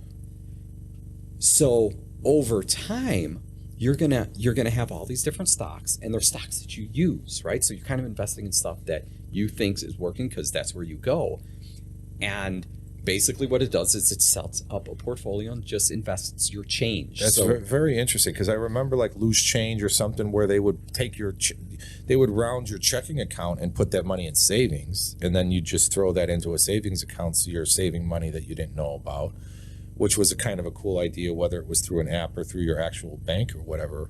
But the idea of not even doing research, your research is what you actually use, which makes sense that you believe in that company if you're purchasing stuff from that company. Right, absolutely. That's pretty interesting. Yeah, so I'm going to set the experiment up. So I have 2 nieces now, and they're at the age where they're starting to, be hyper consumers. Well, yeah, even little stuff. They're still in their teens, early teens, and I'm going to give them a card, or I'm going to download this app on their phone, and I'm going to say, hey, you know what? I'm going to give you guys each whatever, $20 a month, $50 a month each on your card, and everything you pay for, you have to use it through this app to pay. And I'm going to see how their portfolio builds up and how this works out. But it seemed like a really interesting, and it'll teach them a little too. Now they're going to say, hey, look, I own Starbucks. I own stock in Starbucks, and I own stock in, I don't know, what other stores, teenage girls are going to these days, right? And it's going to build a little profile to see where they're going too, which is interesting for me, right? I'll be like, oh, look, hey, I'm going to analyze this and say, hey, look, they're spending so much at Starbucks or so much at this store and so much at this store. So like just a devil's advocate, Yeah. One question would be, well, what if they're spending money at something that's not publicly traded? What does it do with the money then? And it doesn't do anything with it. It would put it on a separate account. It just doesn't take it out. It just takes, or I'm sure maybe, right, I haven't went into the app yet. Maybe it'll roll it. You could do a default, right, where it rolls it into the last, Anything that's thing you not bought, included right? goes direct to Tesla or something. Right, or the last purchase you made, right? The last purchase you made that was a traded company. Right. And that, and some of that debate and question, like on any idea, we could talk ourselves out into never doing anything, because you'll never come up with every problem that'll ever exist, with making ideas happen. But it's interesting that like there's so many different ideas like that. Like for instance, there was the hockey idea thing, but then I actually had, and it's one of those things too where like you hear that somebody, like you said, you're crazy, right? If people think you're crazy, you're probably onto something, because more than likely nobody else has done that idea, right? So there's an actual real saying in science that everybody uses, and they say if you're not doing work on things that people say you're absolutely crazy, you're not doing real science, right? Right. Yeah, for sure. And so like one of them was I had a retail industry idea that I didn't do anything with and probably won't. So God bless you if you roll with this. You know, kick me back 1/2 of 1 cent on the returns in 10 years. And no, but it was a retail idea that in the past there was always, every once in a while you'd kind of get a Buy American plan thing going. Support American companies, Buy American. But over being that I have a beard from COVID, I'm not particularly a Harley rider, but it was always kind of a Harley kind of thing. Buy American. You know, it was more that kind of macho kind of thing, as opposed to understanding that it's a global market. It's a world economy. So my concept was there was a Kmart closed up by the hip there, that there was this open storefront. I'm like, man, I didn't go to business college, so I don't know how to draft up. And interesting, like education system is going to teach you how to do a fancy business plan so you could present that to a bank so you could get a loan so you could start paying interest. You know, as opposed to if you had, you know, just money to throw around, it'd be a little bit easier. But the concept was this store that you would go into, and there was a color coding system of platinum, gold, silver, bronze, and copper, let's say. And platinum is locally owned, American manufactured, 100% American. And then the gold might be, you know, made in America, not local, or whatever the case may be. And then silver might be manufactured in the United States, but outsourced parts or whatever, partially. And then bronze might be, you know, American jobs, but foreign owned. So are we supporting American workers, or are we supporting American companies? Right. But just to try to educate the consumer on some of this process, to read a label and say, you're probably better off, you know, supporting a local company. And obviously my best example of that is WeatherTech. Like, love WeatherTech. It's just ridiculous what quality product they produce. And you drive down 55 in Bolingbrook, and at first they were just one white building, and now there's another one, and now there's another one, and they keep growing. And a friend of mine, like, did fishing with the owner or something, but every time I go there to get something, I'm like, this is ridiculous. Every time I come in here, there's something else I need to buy because they have so much cool shit. Like the little rubber mat for under the Christmas tree when you have a live Christmas tree, or the rubber mat to put under your sink so you don't destroy the cabinet. And then there's little toe straps in this awesome cup holder, and you know, it's like there's for holding your phone and different things. And they're doing this injection molding, and they're doing this 3D printing, and they're just research and development and innovation is there, that every time you're coming in, there's something new. And then you see a billboard on 294, and that's when I was starting to get into marketing a little bit. So I'm like, I wonder if they actually have the marketing department that they can actually track their increase in sales because of that billboard. You know, when you start playing with numbers in marketing, it gets fun. Yeah. Because it's kind of a game to tweak stuff. Hey, not to cut you off, but yeah. just like the billboards too, like I got to tell you, the ones I love are the Erlacher billboards. You see that hair lacquer, for sure. And they just run them down the thing. Every time I'm driving down the highway, I look at them and I just laugh. I think they're hilarious. But back on WeatherTech, yeah, love WeatherTech. I have them in all of my vehicles. If you are listening to WeatherTech, I have an SUV, and the back mat that I have that folds, it's just everything slides on it, right? I need something that grips. Oh, nice. Because everything I put in the back on the back mat, like groceries or whatever, they'll just slide because it's just the plastic. I wonder if there's an option for the material that's got a little more I need grip. something that's going to stick just on my back mat that I have in the hatchback, right? The long, big one, because everything's sliding. Other than that, I love my WeatherTech. I like it. They might just say, stop armor all in the damn thing. Dumbass. or you know, maybe spray adhesive, or you know, something to give it a little tack. But yeah, that's amazing. But that, you know, just one of those things where a local company doing great and 100% successful. Why? Because the product is just better.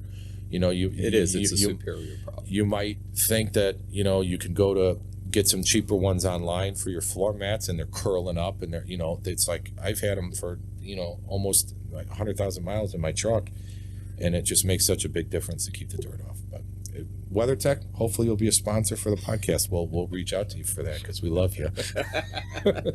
But you know, it's part of providing that value, right? And creating something and rewarding, you know, we were talking a little bit about the value of money or the perception of value or whatever, you're trading dollars for something. And if I, whether it was an online course or whatever, and we're saying like with the real estate market, that's a big one where, well, this $15,000 course going to give you all the secrets, and you know, then you flip your first house for 30 grand and you made your 15 grand back. So it's like potential income is there if you choose to do anything with it, and a lot of people don't, and then they feel it's a scam. I think there was pretty much like Trump University was that same kind of scenario, where that you got so many people that were calling it a scam. But if he was teaching you what it takes to be a real estate investor and build skyscrapers in cities, and if it was possible for you to follow those instructions without putting your own 2 cents in there and thinking you know anything, because you don't, right. You know, you have to be humble enough to say, tell me what to do and I'll do it. And that's The Richest Man in Babylon was exactly that story, to close the loop on that one, because they basically went to the richest man in Babylon because they were pissed that they're busting their butt and sweating their asses off in their shop. He was next to a blacksmith, I think. He was a chariot builder, master craftsman, made the most undisputed, most badass chariots that are available in Babylon. This is the guy, right? If you want the best, you're going here. But he can only make so many chariots, and he can only charge so much, and he's working every day, and he can't seem to be getting ahead. You know, why are all these people running around with the fancy clothes and on his chariots, but yet he's just getting by one day at a time and doesn't seem to be generating wealth? And he's having a beer and talking to the blacksmith next door. He's like, yeah, tell me about it. This is bullshit. Like, why can't we get ahead? And then the thought hits him. Well, maybe generating wealth is a skill that needs to be learned, like blacksmiths or like chariot building. Absolutely. And I think that's the biggest challenge I think parents don't realize too, is it's your job to teach your children the things that public school or any school isn't going to teach them, right? It's not going to teach them financing, right? It's not going to teach them the stock market. It's not going to really, it's more of a babysitting service, to be honest with you. For sure. You know, I mean, a lot of it is, right? I want the school to teach my child how to read, right? So then I could direct them into what they need to learn, right?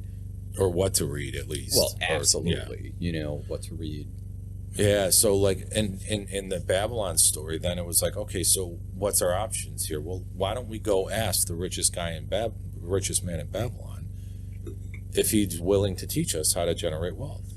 And so they did that. They went to Arachis or whatever his name was, and they said, would you be willing? And he's like, interesting. He's like, sure, but here's the deal. Because I actually did the same thing with fitness, right? Like, if you wanna, I have some experience with fitness. I did a bodybuilding show back in the day. I did a Body for Life challenge and did pretty good once. You know, I can lose weight and get in shape pretty easy if I'm motivated. But I'm planning on starting, folks. But it's one of those things where I'm willing to help you, and I'm not looking to get rich off it, but I'm taking my time and my expertise and giving it to you for free. You better take it freaking seriously, because don't waste my time. So it's one of those things where it's like, write down everything you eat for a week and come back and we'll talk about it. If you can't even do that, we're done here, right? I don't have time to do this for you, right? And so it was the same kind of thing from this guy. He's like, you're not going to believe what I'm going to tell you, and I want you to do this anyway. And if you do this and you continue to do this, I'll continue to work with you. But the minute you stop doing this or think you know better, we're done here, because I got a kingdom to run here, or whatever. I got business to. So they agreed, and they started doing that. And that was about taking that 20%, putting it to the side each week. Take that 10%, put it to the side each week. And they frame it in silver coins and copper coins, and you take one copper coin and you put it in the jar, one copper coin each week, put it in the jar.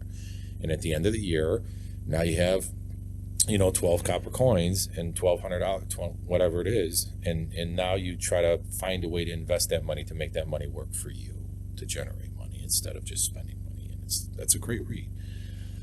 And basically what that's saying is right. No matter what business you're in, the people are successful, they have a process that they use, right? They have a process that works. And they continue to use it, and they probably continue to upgrade it. But it works. Exactly right, that to continue the story of the richest man in Babylon, it worked for these guys. Next thing you know, they're hanging at the parties. Well, who's the new fish? Like, we're not used to getting new people at the country club. Like, where did they come from? New money. Yeah, didn't that guy used to build chariots? Like, how did he get here? He doesn't deserve to be an aristocrat, right? How did we get to that next social structure?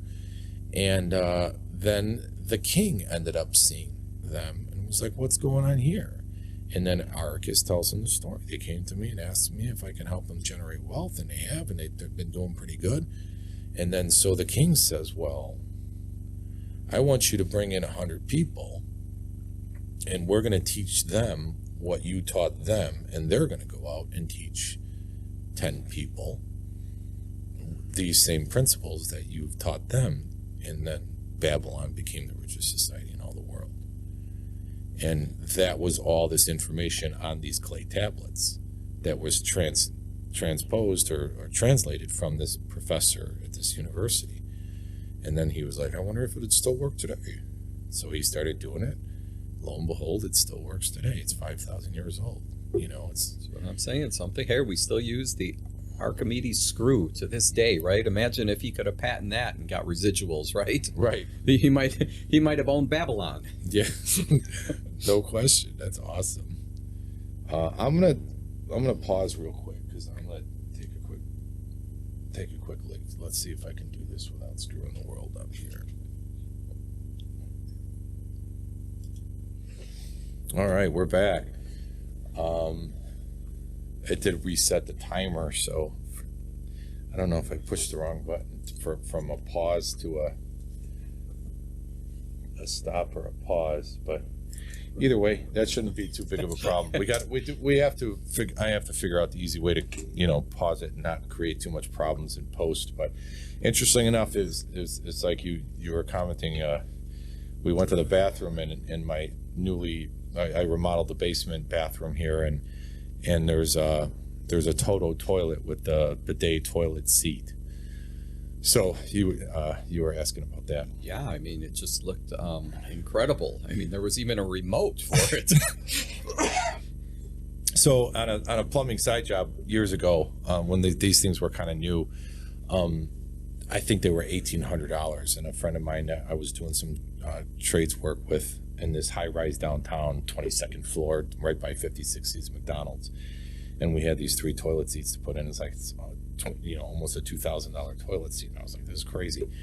And his automatically flipped up. So there's a few options, but the seller at the supply house was like, the flip up ones, it's one more linkage to break, but it can be motion sensitive with the remote to where when you walk in there, it knows you're going to pee. It just flips the toilet seat up for you. Amazing. And I mean, here, you want to talk about inventions. This one excites me. Like, yeah. I'm dying to try this now. Yeah, I installed those, and it comes with a nice little T that you put in to the existing water line. You do need power, so you need an outlet. Oh, okay. So that's what I need. You also need power. Yeah. Okay. So it's regular. And is it a plug or is it just a hardwire in? Regular it's a plug. Probably could be either, obviously, but the plug. Just so you know, out there, as long as if you actually just cut the cord, you could just hardwire it. You just stick it in. Well, and by code, I believe, just to be legit, that a GCFI, because it's within 5 feet of water, is necessary as well. So you want to be careful with that. But yeah, so we ended up hooking these things up once, and then it was funny. I was at a oh my God, this is a little off topic story here, but I was going to a supply house for a separate job, and they had a whole stack of like last year's models of white toilet seats that were the total bidet style toilet seats, and these things are usually like $900 because they came down from $1,200 or $1,500, whatever, $1,800, whatever they were, and they were $299. I was like, that's it? This is crazy, like, because they were discontinued models or whatever. And I was like, oh my God, but we're gonna get bone or almond. So I'm like, for $299, this could be pink. This would have been the right decision. I wish you were there to advise me, because I'm like, I already ordered the sink, the shower base, and it's almond or bisque or whatever. So I'm like, the toilet's got to match the tub and the sink, right? So I already had a bisque sink and a bisque or almond shower pan. So I'm like, I need a almond toilet seat too, and toilet. So I never bought them. And then time goes by, because my project lasted, a couple of years, doing it on the side slowly or whatever. And then all of a sudden I go to buy the toilet seat. And, I knew I wanted one of these toilet seats just because it's just one of those kind of next level upgrades that makes everything look fancier, right? So, and for practical purposes, they're wonderful, whatever. And so I ended up shopping them out, and they were a little bit more money. And then it was like, then the toilet seat to get it in bisque. At the end of the day, I couldn't get the bisque toilet seat. That would have been special order, and it would have been like 6 weeks out or whatever. But then I don't know if they didn't have the bisque, the same colored toilet, so I'd have to get white anyway, or there was something with the special. You could get the regular toilet. Okay, sorry. You could get the regular toilet in bisque, but you couldn't get it in the plus. So the plus was this new thing. So the ones that I hooked up years ago, the cords kind of wrap around the side of the toilet, and you could barely see them. So it's not that bad. So the electric cord in the water that goes down to the valve. But now they have these plus toilets with actually a hole in the porcelain that's lined up directly with where the cords come down. So the cords actually go through the toilet and out the bottom. Hidden. So it's completely hidden. It's not going around the side like that. Can you push that closed? Oh, close it. Anyway, but that plus toilet wasn't available in bisque. So after all this time, I ended up ordering one, and it ended up being white anyway. And then, of course, you walk into the bathroom, nobody cares. So if you ever stop by, you're going to notice, well, hey, why doesn't your shower pan match your toilet? Right. Oh, I'm not using this bathroom, right? I'm out of here. Yeah, scumbag. I don't know what kind of contractor did this shoddy work. Right. So that's our toilet seat. But so, like I said, I'm dying to try this. I've seen this. It's the fanciest toilet I have yet to see to this date. Now, I have seen what they're making now, too, is just the seats. So you could just add the seat with this bidet on your seat. That's what this is. It doesn't even look like it because it's so streamlined. Oh, so that wasn't part of the toilet. That's it didn't a come standard with it. toilet. Oh. And the seat is just the seat. Oh, so it is just the seat. Yep. It wasn't built into the toilet. Yeah, you could get those full models, and there's a few different models that are pretty cool too. Danny has one if you're ever by him, but yeah, they're pretty cool. This is just the seat, and that's why so if I took that off and just put a regular toilet seat, it would work like a regular toilet. Gotcha. Because it doesn't flush. It does, it flushes normal. Everything's all the same. But the seat has the remote control, and then it has a wand that comes out and does the bidet. It's got a heater in there, so the water's heated. You could set the temperature, and then it has an air dryer that can dry you off after it kind of squirts water. It looks amazing. And I guess, if you can't find the right color and you get a deal on it, hey, maybe just, painted gold and you have a gold toilet seat, right? Yeah. It's at the end of the day, it cost me about triple for the same white toilet, because I didn't act. I didn't strike when the iron was hot on that deal. But yeah, they're neat. And if somebody was, I know there was a joke talking. I don't remember if it was Rogan or another comedian that was talking about it, because it was like all those years, you're like, if your dog shit on the kitchen floor, and you just go and take some dry paper towels and wipe it up, you don't feel like you're done.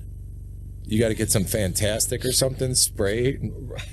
So it's like, why would it be any different for your butt? Hey, a great analogy. It's a great analogy. Just wiping with dry paper? I Who mean, thought that of this? actually gave me a visual. That's how good the analogy was. Yeah. And then there's some actually cool ideas. Did you ever see like in China or in Japan, because they're pretty stressed out for space, that's where that really started. It was very common in Japan that they would have bidets. And then the other thing, there's like an attachment that was really reasonable where they took the toilet. So they have the bidet, they have the toilet, and then they have an attachment where you take the lid off the toilet, and then you put this other thing on, and it's a pump that has a sink.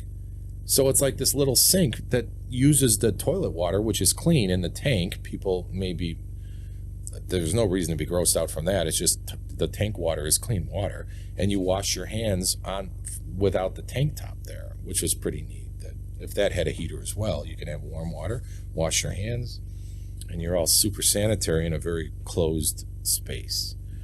Well, I have to say, you're very European. Yeah, you're European on the boots. Because they've had these in Europe for years. Yeah. I mean, it's just never come to America for some reason, right?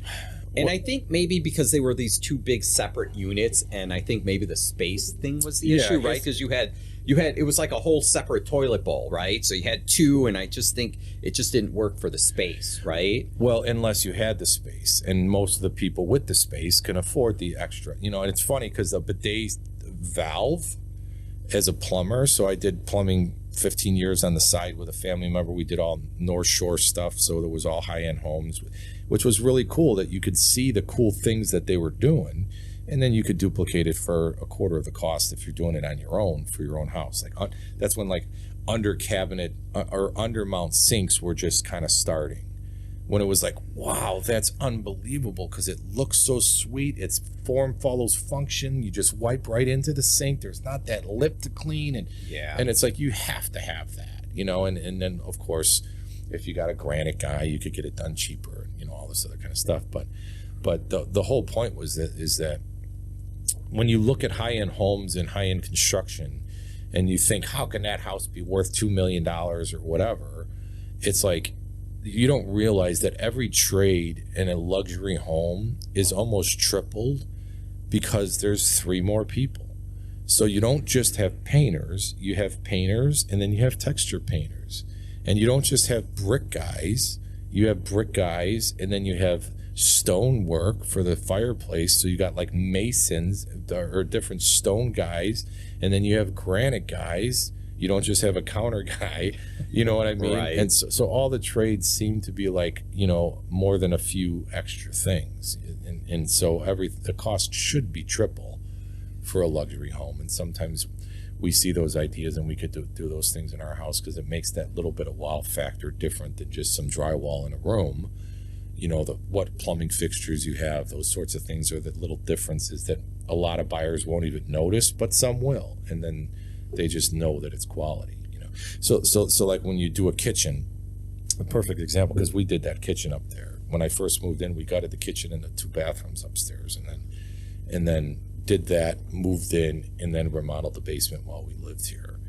But that upstairs kitchen, my one thing was like, I didn't want the microwave over the stove, like, because that's the standard.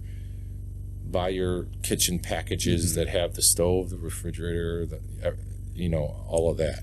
So just to not have the microwave over the stove is a ridiculous cost, because it's like the stove's more expensive, the oven's more expensive, then you got to get a hood, and then you got to get a vent hood, and it's like that's kind of expensive. So it's just like funny that it was like triple the cost just for that one stupid little thing that made me feel like it was like that's taking the kitchen to the next level, is just, and so then we had the in-wall oven. That KitchenAid one is pretty cool, that the microwave looks like a pizza oven. So it looks like a double, instead of a double oven, it looks like an oven and a half. And the top is actually the microwave, and it doesn't even look like there's a microwave in your kitchen. Oh, that's amazing. Because I have to tell you, on one of my little condos that I have you know, the microwave, same thing above the stove, and it has the exhaust vent on it. It's horrible. It's horrible. It barely works, right? They don't work at all. That thing's going. I'm putting in a real exhaust with, you know, 900 ccms on that thing, so it actually takes the grease out of the kitchen. Right. Well, that's how this is a pretty big vent. It's pretty quiet, and it's an 8-inch duct that goes right out so that'll like clear the room. But it is pretty loud, you know, when you really crank it up. But it'll move some air. Oh, this is perfect. Look, we're getting high tech. So this, if people were wondering, is kind of what it was like. This is the oven. That's the style. And then the microwave is above it. But when it's closed. Oh, I love it. Because it looks like a double oven, but it's a microwave. But then there's this. The price. Yeah, like, I mean, that's right, where you could buy a regular stove for, you know, probably $700 and a microwave for $3 or $4, right? So maybe, you're 3 times the cost. You know, right? then you get a nicer stove with the thing and the blah, blah, blah. Listen, I'm okay with that. I'm okay with spending money on new technology and new inventions. That's something that I love. I think it's worth it, right? You're paying for innovation, and you're paying for... I wish I could give KitchenAid a better review, though, because I did have an issue with the fridge, and there was some stuff, and I ended up getting like an LG fridge or something that has been pretty good. But yeah, it's innovation, technology, ideas, you know, whether it's a retail store or whether it's, you know, making ideas happen. We all had them. My mom actually had a good story. You might like that. Okay. That was one of, we all have them, folks. Like leave a comment with your idea that you never did anything with, that somebody stole. 10 years later, you notice it's on the market. Send it to Rock-Anna Corporation. I'll take a look at it for you. Yeah, give us ideas. We need them. No, but it was one of those where my mom's like, that was my idea. Like, they owe me, you know. Maybe, Mom, I love you, you know. But she broke her purse strap. And so she ended up, or she had a broken purse strap with the clip. And so it broke, the strap broke. And then so she took the end and tied it around her other purse. And then she would clip her keys to the end of the strap. So instead of digging around in her purse for the keys, you just grab the strap and it brought the keys right to your hand. Brilliant. Never did nothing, and then 10 years later, there's the infomercial for the 1995 Purse Buddy or whatever it was. And that should be an eye-opener for people. As a matter of fact, I'm going to end on that, and I'm going to tell you all of the great things I thought of that have been invented already, right? But the super secrets are revealed right here on Flipside Frolic. And I got to tell you, so for starters, if you ever get a chance to come on Flipside Frolic, it's worth it just to check out this bidet in the bathroom. That'll make your whole day just right then and there. And I remember growing up, do you remember when your grandmother or your mom used to have that little change purse with the clip? Yeah. They had that little snap on it, and they had a little change purse that they carried all around, huh? Now it's sitting in a museum, right? Because there's nothing you can even do with change. Well, but that was the fix for trying to dig change out of the bottom of your purse, which was a pain in the butt. So now we need a little pocket purse. A separate purse inside the purse. Yeah, that's funny because I just, you know, iPass pretty much changed the game with that, right? And not only did they change the game in this area, because you always had change dispensers in your car, like, or it was always in the ashtray. And sometimes they were built in. Remember, with the little nickel, the dime, you got to fight to get the thing out.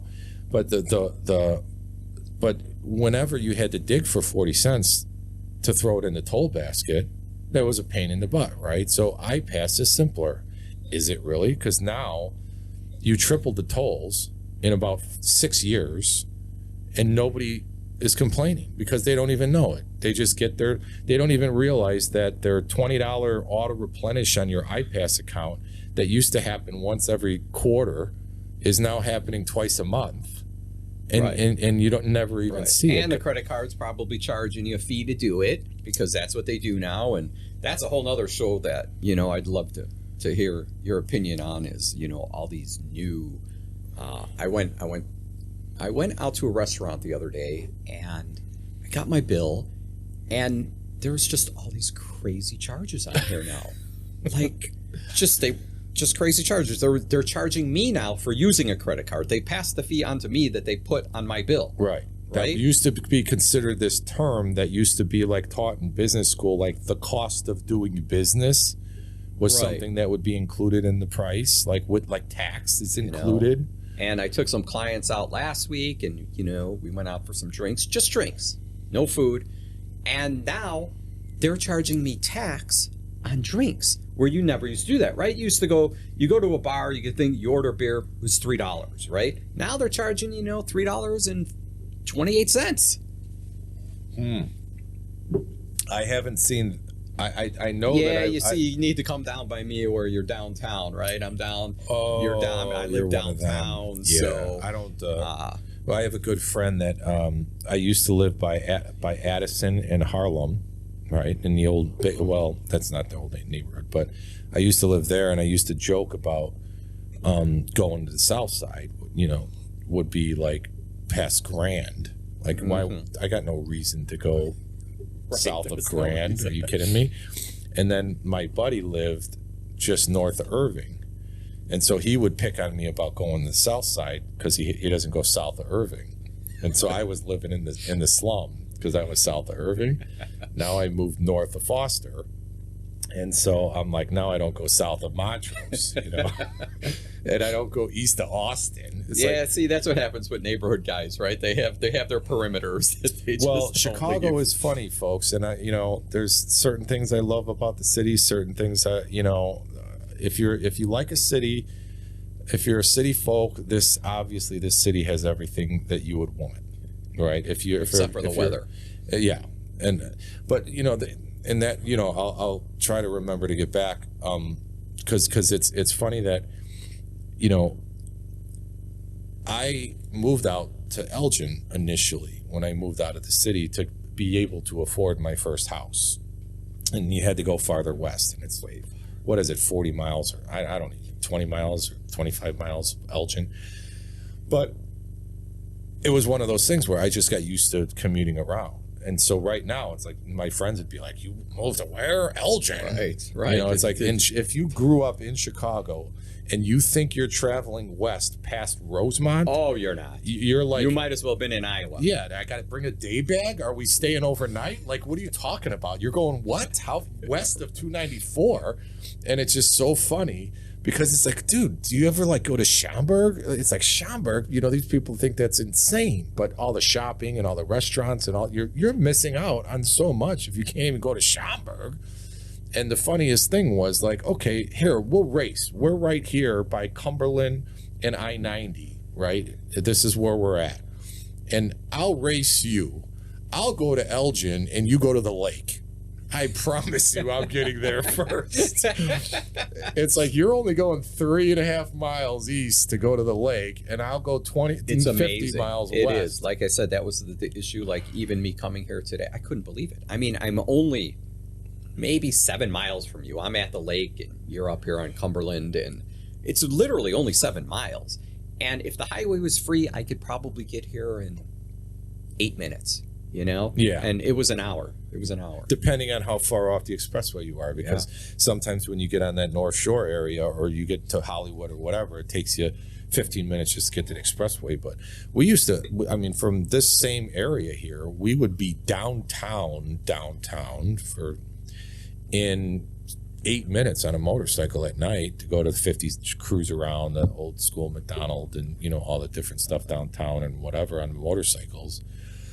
But that's the one thing that's about the Chicago, like crime and all these other things. Our wonderful mayor and his recent comments with regards to ICE and different things and lies in the media and all this fun stuff that we can talk about. But it's so weird that with racism and with segregation and with all these sorts of issues that seem to be out there, crime's down because they're not prosecuting anybody. So if nobody's convicted, there's no crime. And I think most normal people realize that, but there's still people, because my personal friend got shot. Okay, like this is not something that's normal. He was Ubering in a Tesla, went down to 22nd Street area by Chinatown. So wait, he owned a Tesla and was Ubering? Yeah. As the driver? Yeah. Okay. Because it's electric and it's efficient or whatever. And so he saw 3 thugs kicking a guy, an old man, on the ground. Like, this is unacceptable kind of thing. And he's not a hero, but he just drove up and flashed the lights and beeped his horn, thinking, I'll just scare these guys off. Yeah. They turned, one shot went into his driver's window, through his seatbelt into his chest. But it was in the front section, so it like went behind his nipple, across his chest, outside of the rib cage, and stopped by his other nipple. So he got shot in the chest through the car. This is I know this person very well. And it's like, even when he called me and told me this, it's like crazy. And then just right here in Norwood Park, there was an 83-year-old man that was tied up with duct tape on a home invasion and found dead. So, like, even if you rob the guy's house, you can't even call the paramedics or something. You just leave the guy there to die, or did he die then, or whatever the case may be. But again, and it's, you're not racist because it happened to be illegals that did it, So it's like, this is all part of the problem. But anyway, the main point with Chicago was one of the best benefits and one of the biggest assets, I think, of our city was some of our neighborhood scenarios, right? We had these cultural centers all throughout the cities with these neighborhoods. We had Chinatown, and we had the South Side African-American community, and we had Pilsen with the Latino community, and then we had Koreatown and up north, and so you had all these cultures that you can go visit, and it's almost like you're going to the different country with the signs reading different languages, and they had their own museums and art galleries and food. You could sample these different, go get soul food and go get Korean food and go get, Korean barbecue and, all this wonderful stuff. And it's like, that was a selling point to Chicago. Right. And because... look at all the people that go to Disney World, right? Yeah. And it's the wall around. We had that here. We had the tour of the world right here in our city. But unfortunately, because of some crime-ridden areas that didn't make it pleasant for a lot of people, that you decide to just spread that crime throughout the whole city, diversify everything to the point that every neighborhood looks the same. Like, that's not culture. That's not, right. That's not what the city seemed to stand for, and which was a beautiful part of the city. Yes, we had to end the drugs and the crimes and the gangs in certain areas that were predominantly in some areas more than others, but we grew up in a predominantly white neighborhood, so we're white privileged, unquestionable. And then, there was mostly just white gangs. There's a couple of gaylords around, a couple of jousters around, or whatever. And then we had the railroad tracks that were there. So like North Avenue, south of North Avenue was in African-American communities mostly, right? So they didn't really come north of North Avenue. And then to the east of us were the tracks, and then to the east by Kelvin Park, then what was there? Like Cobras and like Latin Kings and stuff. And then it started getting crazy because those Latino communities in Chicago in our old neighborhood was trouble, because, that's when it's like, no, you can't call a Puerto Rican a Spanish person, or a Mexican a Puerto Rican, or a Cuban. So then there was all these different gangs from different Latino groups, and then territories were disputed, and that's when you have trouble, right? But for the most part... You want to see real racism? Yeah. Call a Puerto Rican Mexican. For sure. And the interesting thing, though, is like when the territories are set and the gangs are kind of where they're at, it's like, it's not that dangerous. You know what I mean? It's when people start infringing.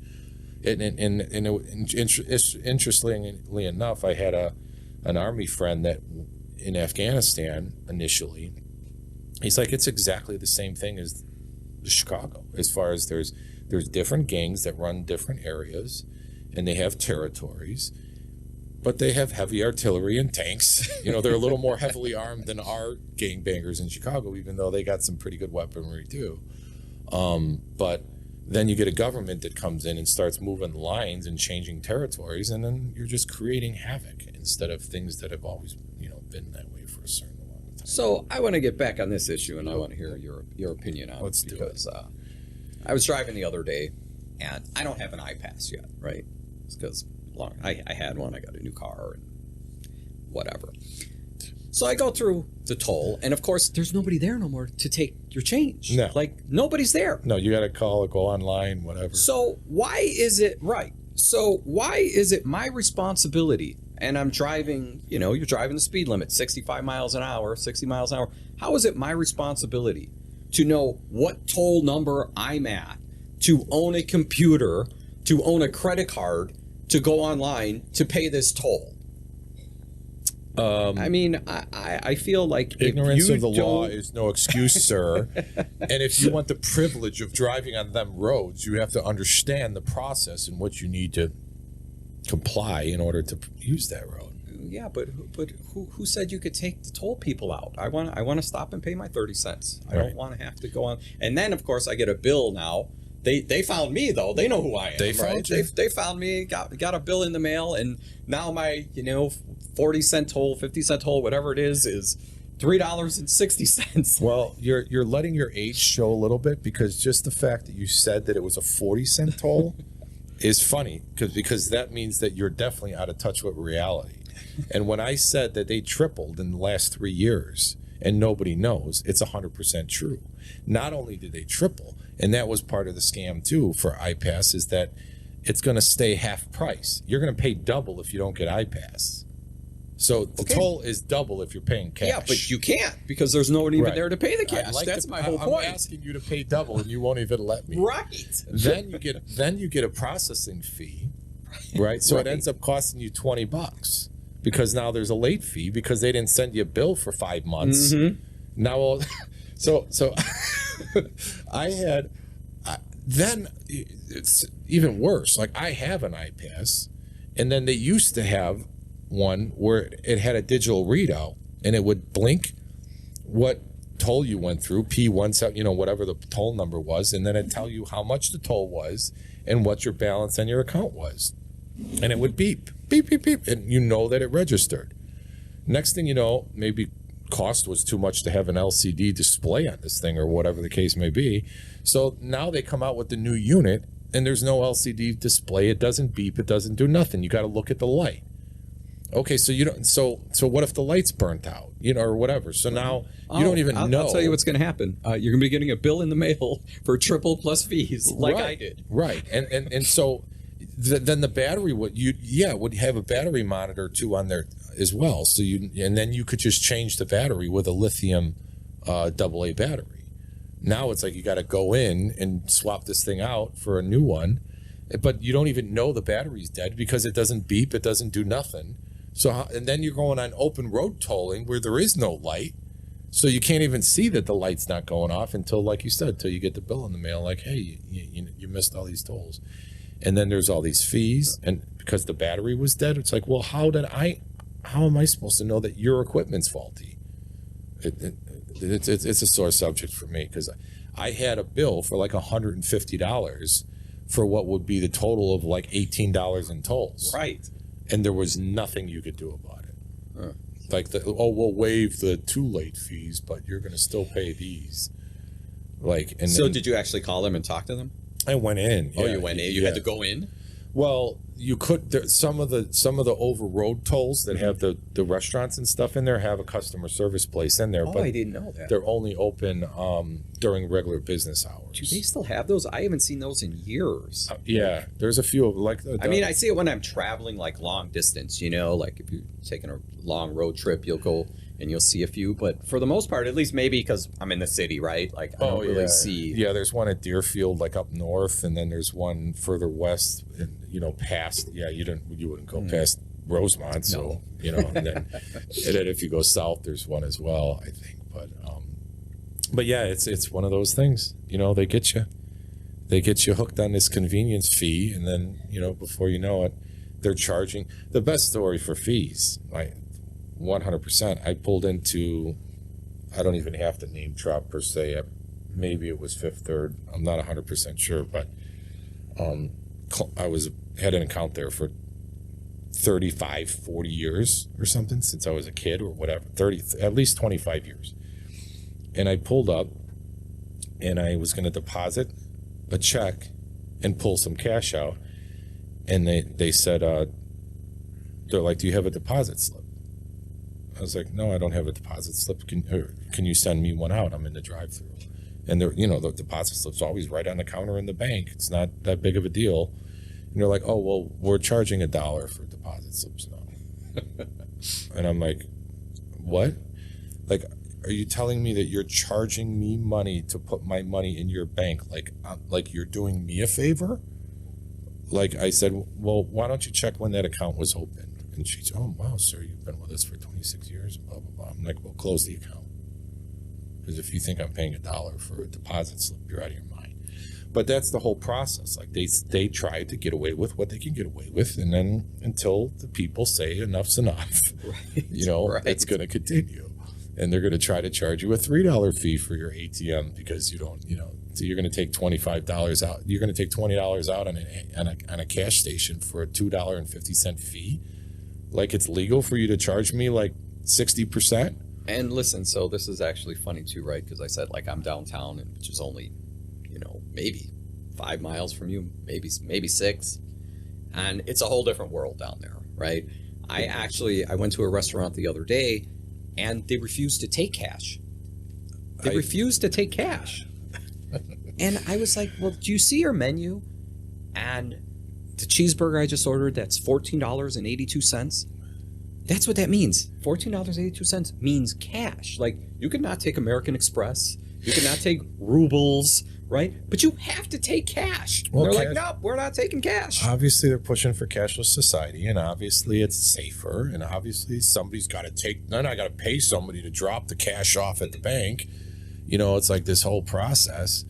But I mean, it's legal tender. It should. I don't know if it should be illegal. You have to take cash. You cannot take credit, but you have to take it. That's what that means. That sign that says $14.82 means $14.82 in cash. Right.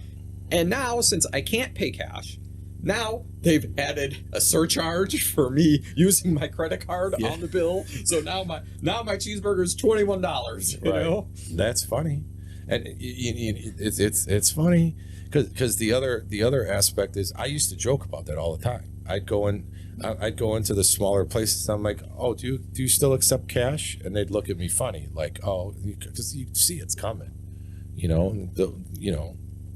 you take crypto then? I'll pay with crypto. How's that? And they probably will. There's another little place by me too, and they said the same thing. They're like, we don't take cash, but they're like, we take Apple Pay, and they named 3 other sources of income that I didn't even know what they were. Yeah. There's Zelly and Vimo and Apple Pay and Google Pay and. Interestingly enough, I was like, how about I just get in the back and do some dishes? How's that? Does that work for you? I'm sorry. All I have is cash. What are you going to do? Right. So, that's your choice then, restaurant. The funny thing, like one of the things that the technology worked to my advantage, I was in Colorado, and we own a vacant lot out there. And I ended up driving into town for a part. And so it was 45 minutes plus to get to this place. And sure as shit, I'm going to grab this tool and this part, and I didn't bring my wallet. So besides the fact that I drove with no license because I didn't have my wallet with me. But I'm like, oh my God, I have to drive. It's going to be 2 hours at least in order to just get this stuff. And then I was able to figure out Google Pay and then set up a credit card with it, and then without needing the 3-digit code, I was able to pay with my phone like some, youngster would, like, no question. Here, can you help me with this? But that's hilarious that everything's going to be tap to pay with the chip in your hand. But we don't need the chip in your hand because you carry it in your phone with you. You do. So it's the same thing. But that's amazing. That is amazing. So, where are we at? Because my timer reset, but we're getting close. But just to get back, I guess, onto the entrepreneurial, what are some of your products? What are some of the things that you have available? What are some of the things that worked out or didn't work out? Or what kind of so when I first started, right, so the product I have right on the market right now is our new product is the Butter Dragon, right? And it's just It's just a way to butter your corn at a picnic, right? Or, you could put it on your kitchen table. It's just going to save you time and energy and just a lot of headache, right? You simply, all you need is a stick of butter and the butter dragon, and you're going to be able to butter 14 corns in under a minute, and you could leave it on your table for up to 4 or 5 hours, and it's going to work for you with no batteries, no electricity. So that's what we're doing. That's my hot product right now. Now, other products that I've had have just been, some I've sold some patents, and others just didn't work out, right? Like there wasn't a market for it. This is your site, right? This is our site. Okay, so that's being displayed now if you wanted to comment on anything. But it looks like a cool site. Simple, easy, $29.99. $29.99. I like it. So, the market's going to tell you, like I said, what's good, what isn't good. Mm-hmm. But like I said, most of the products that I have invented and came up with was just out of necessity for me. And like I said, this product, which is funny, that's doing very well right now, I didn't actually invent this to sell this. I actually invented this for me, right? Because we'd have these, us, right? We're neighborhood people. I still got my neighborhood friends that, we grew up with since we've been kids, right? So once a year, maybe twice a year, we throw a big picnic, right? We throw a big party, and now everybody has kids. And so we'd get 50, 60 people, sometimes 70 people show up for our picnics, right? And of course, I'm on the grill, right? So I'm on the grill, and we actually have 3 grills going, and at one point somebody's on a corn grill, right? Because corn on the cob, amazing in the summer, right? Yeah. It's quick, it's simple, the kids like it, it's the only vegetable half these kids will eat, right? And we were just backed up. And what people don't realize is, so we would take, 4 or 5 sticks of butter, throw them on the table, right, with a knife, and it's outside, right? So if it's too hot, the damn butter's melting, right? Yeah. Or you want to see something really funny, you know what I mean? Watch kids try to butter a corn, right? Like outside, I mean, the butter's on the floor, it's off their knife. I mean, one kid was just eating a stick of butter in his mouth, right? And the other problem is when you got 50 people lined up to eat at the same time, right?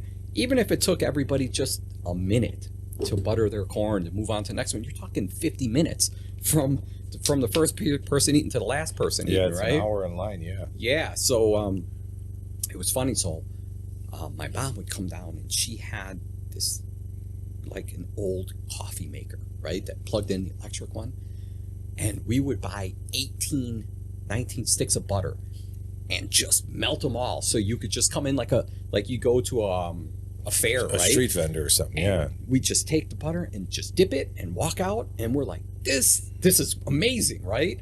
The problem is we had to run an extension cord, a 40-foot extension cord from the house outside, plug this thing in, and we were using 18 sticks of butter. And by the time you were done, you're throwing out 16 sticks of butter, right? Because you had to fill it up big enough to dip it, right? Nice. And so I'm like, we got to figure this out, right? Like, and I just figured out a way to just use 1 stick of butter that does the same thing. And like I said, this wasn't a product I was selling. And when people came and they showed up, they're like, hey, so I just built a prototype for me. It really didn't look exactly like this. It was similar, that I just used at our picnics. And people were like, hey, where'd you get this? I'm like, I made this. They're like, what do you mean? And then they're like, hey, can I buy this off you? And I'm like, well, I'm not really selling it, right? And I mean, like, 3 people bought my prototype. I had 3 of them for like $50 each. And I'm like, well, maybe there's a need for this product, right? So we started the manufacturing process, and we just started putting them out. Nice. But like I said, it was just built out of necessity. And like I said, this product, actually, I didn't actually build to sell. It was just something I was using. So this is battery operated? No. Self-warming though? No cord needed? No cord. So what we do is you're going to fill it with hot water, and we have what we call dragon dust, right? You're going to throw some dragon dust in there. It's basically just a very high-end salt with some micronutrients. And what it's going to do is it's going to keep the butter on top of the water, so it's floating on the top. It's going to keep it, the pitcher itself is going to keep this melted for 4, 5, 6 hours, right? As long as you keep it covered, and that's it. And because it's on top, as you pull the corn out, Yes, it's just so it's going to coating it actually, as it's going to you- dip through. So it's nice too, because if your corn's a little dried out, it's going to rehydrate it because it's going to go through the water. And as it comes up, the butter is going to coat it. Wow, that's awesome. And Very simple, very very cool. simple. Yeah. All right, folks, there you go. That's our podcast sponsor. we'll do a little commercial segment for you in the future. We'll for the cost of one product. But that's why, you know, it's funny because, like, if you know, whenever, you know, come by, bring one by, we'll check it out, show it. You know, Yeah, I show feel it off bad. and Like I whatever, said, I usually have a couple in my car just to people ask for. Yeah, them. no, that's but, cool. It's a cool idea. I got to visit your brother because my back brake somehow locked up. I don't know why. I used the emergency parking brake. It didn't seem to release it. Oh, that's very so common. I had to. Is it? Yeah. So I had to empty out. So the rule of thumb, folks, is that you never pull that lever or push that pedal down if you have an older car and you haven't ever done it. That's the whole thing. So I bought this car brand new, and in you either 3 use it years every I've day- never ever used it in my life. Right. Never used it. You use 3 it years. every day or you never use it. So my driveway has a bit of a slope on it, so I always push mine in since mine's a 2017, so it's getting old. I broke 100,000 miles on it. But yeah, I push that thing down every time, and Dan yells at me like, "Why do you even use that thing?" You know, because it's like you either use it every day or you don't. Because if it frees up, it's gonna freeze up, and then it takes a process to kind of clean that up and get it working again or whatever. But he's the right guy for the job. My Sunday I have a podcast person that's coming. We're gonna kill two birds with one stone. We're dropping the car off. I'm gonna pick him up. Dan's gonna fix the car. We're gonna do the podcast. So it works out pretty well for our next guest. Right.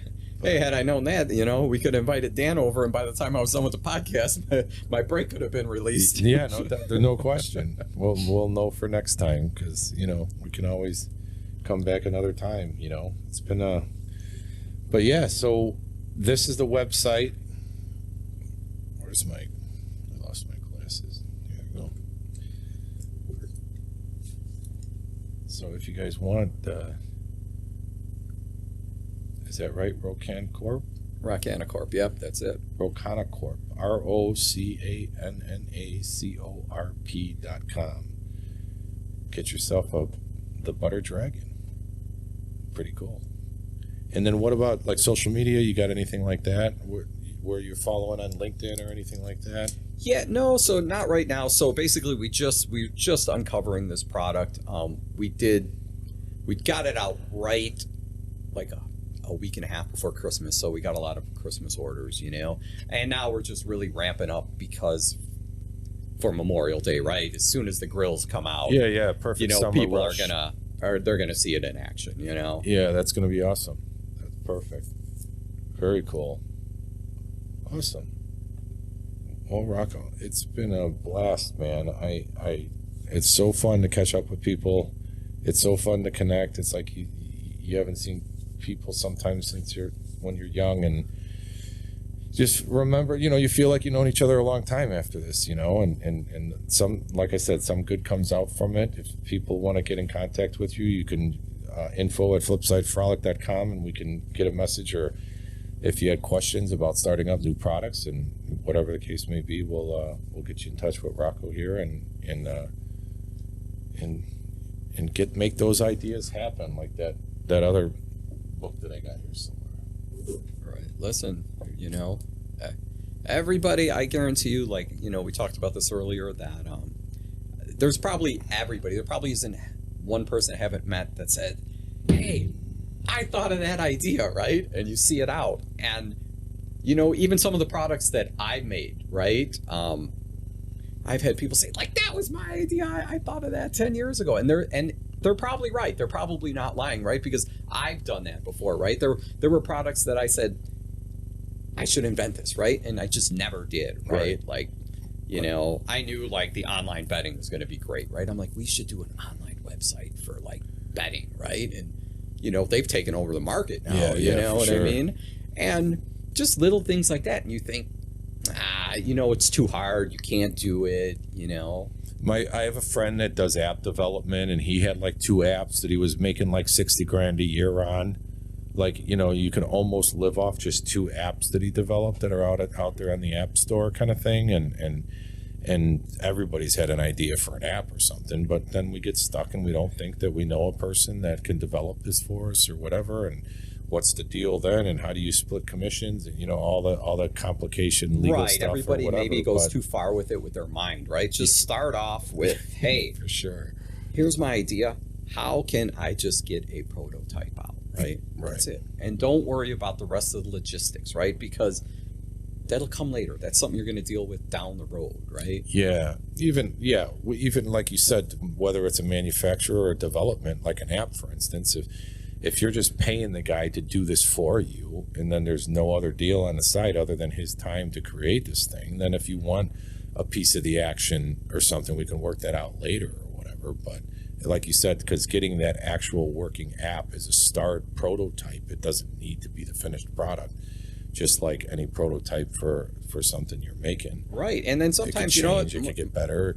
Next version can come out. You sell, then now you're repeat selling to the same customers, the newer, latest, greatest thing, and building that list. There's a multi-million-dollar company called 3M, right? And even their logo, they don't even make products. They just make products better. Yeah. And they do. I'll tell you what, I see 3M on a logo and I know that product's going to work. That's true. They got good brand. They got good brand recognition. I think I remember reading a story about, did they start with Post-it notes? Was that their first thing? I think they started with adhesives. Yeah, adhesives. But then there was a type of adhesive that was working for the Post-it note thing. There's some pretty cool stories somewhere down in the history of 3M with the Post-it notes, I know, though, that was almost like a by accident invention. Like so many of these things happen organically and you don't even realize it, But I guarantee most of the listeners, how many of you guys out there had an idea that just somebody else stole? So if it's possible that the magical power of the universe is really here to help us all, and they basically gave us this information, and yet we still have free will, so we could choose to do nothing with this information. Or we can, we can't bet it all on one goofy idea either. You have to be smart and try to plan it out. But it is amazing how the world, when you're doing the right thing and trying to help people and trying to give value and trying to, solve people's problems, more than likely some good's going to come from it, But that was one of the tenets of like telling people. So yes, if you do this early patent as suggested by Rocco, it's called a provisionary patent to at least have a little bit of protection. But because if you never tell anybody, nothing's ever going to happen. Right. And so almost like in the MLM industry, don't tell people that don't have anything to do with upgrading, making, producing your product, right? Or somebody that's an expert in that field without something in paper. You're not going to go into a promoter that's going and tell them all your stuff without anything in writing or any NDA or something signed, which, whatever. But that makes sense. So it was like one of the things, is like if you really have one of the Making Idea Happen books or something, it's like almost like an MLM kind of scenario where it's like, if you have an idea, pick up the phone and call everybody that you know and tell them about your idea. Right. So either you're living in fear or you're trusting the muse, and you're going to work harder than them anyway. So they can think it's a great idea and think they're going to steal it from you, and then they're probably just lazy and they ain't going to do crap with it anyway. Right. So is it really a risk to tell everybody, and so you're almost trusting the marketplace at that point. And because you're passionate about your idea and you really have this energy and you're like, oh my God, these people on the other side, like, wow, this guy's something. I really like his passion. And there was a story where it was like, something's going to come from that series of phone calls because you took action. And it might not have anything to do with your product, but somebody out there is like, man, this Rocco, man, I love his energy. I love his passion. I need this guy on my team. you know, and you might end up with some opportunity that you never thought you could have had before. Right. And it goes back to the same old saying, you know what happens if you do nothing?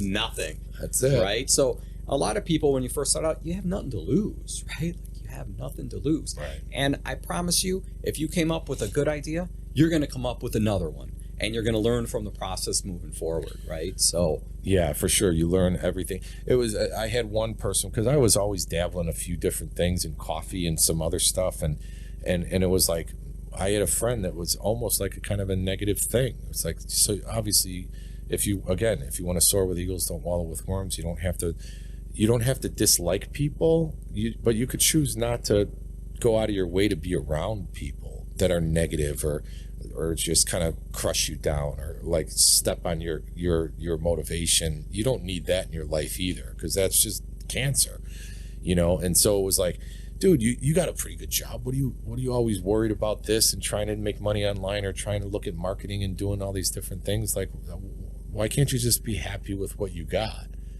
And I was like, wow, it's not even close to what the reality is here. I am perfectly grateful and happy for everything that I got. But if I have passions and ideas and I explore things and something works out to where if I'm not not to get too the Mayan calendar like had a rating on a 1 to 5 scale.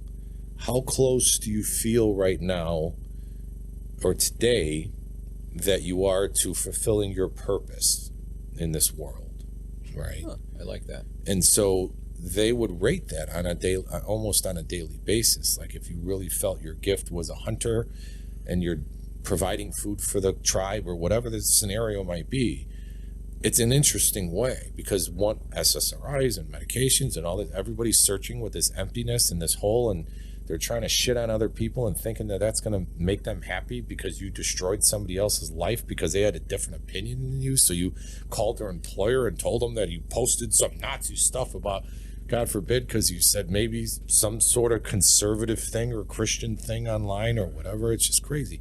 You will not find happiness tearing other people down. Build something, provide value for somebody, help somebody else. And it seems that the people that have these principles seem to be happier people that I'd rather be around. Absolutely. And so find that and choose to be around that as opposed to some negative bullshit that's not going to, help anything. Hey, listen, didn't your parents say, show me your friends and I'll tell you your future? Well, and then there's that if that money's not the goal, but one thing that really jumped out in one of these books was if you want to know how much money you're going to make next year, average the income of the 5 people you hang around with the most. I love that. Probably close. It probably is. And so that was the same kind of thing but that negative attitude of why aren't you just happy with what you got? No, I'm always trying to learn. I'm always trying to grow. I'm always trying to read. I'm always trying to toy with stuff. I'm always learning new things. I started piano. I started playing piano at 47 years old. Like you're too old for that. No, you're not. You know what I mean? You're never too old to start, and just start doing something different. Start doing something better, and start because the truth is if I didn't have to rely on that pension, or if I could step aside because I found a different way to support my family in a better way, and I didn't have to turn wrenches, and there might be a guy that's all he's got. He's not trying to get anything else other than the skills that he has in this as a technician for turning wrenches or whatever the case may be, right? If that's all he's got, and he's working at some Jiffy Lube or some bullshit, and I can step aside and offer my position to somebody that can support a family and send his kids to college because he's getting paid pretty decently through this new employer or whatever, as I go off and do something else, great. What kind of gift is that to just be able to offer that spot for somebody else as opposed to, thinking just keep doing what you're doing, do the same thing every day. Never give change. up, right? You got a chip in a chair and you're still in the game. That's the truth, my friend. All right, we got a few little things. We got, if you want a hat, we got hats. We got... Love a hat. We got challenge coins. This is pretty cool. All right. What's the challenge coin? Tell me about it. Challenge coins is mostly, sorry, folks, I'm a little away from the mic. Challenge coins are usually a military kind of thing, and but they're pretty cool. Some of you guys may have seen these. Oh, I guess I could You've seen some pictures online that there's a Flipside Frolic Challenge coin, but these are limited edition ones that on the back actually have the episode number of the episode you were on, and this is a gift to our guests. Wow. That's a sample, but I ordered one with 00 on it so I could keep one. Very nice. So I'm like, I can't just give them all of them. I gotta have one. So this is the official one that actually has the episode number etched. Well, thank you very much. So that's pretty cool. We Love got it. some stickers and different things, but been awesome. And then we'll have you back on the update, and keep coming back, and we'll have some fun. And it's been awesome. Good. It's been fun. A pleasure catching up. It's been great, man. I appreciate you coming out for sure. Maybe next time I'll have to bring the ball and the bat with me and see if you still got it. That's funny. We'll take some swings and see if you don't hurt yourself too fast. So, all right, we'll catch you guys later. Leave a comment, and we'll see you later. Thanks, everybody. Thanks for joining us at Flipside Frolic. We hope you enjoyed the conversation and maybe learned a little something about other people's perspectives. Don't forget to subscribe, share, and throw us a like on the video. Comment if you have any questions, and we'll see you on the next episode.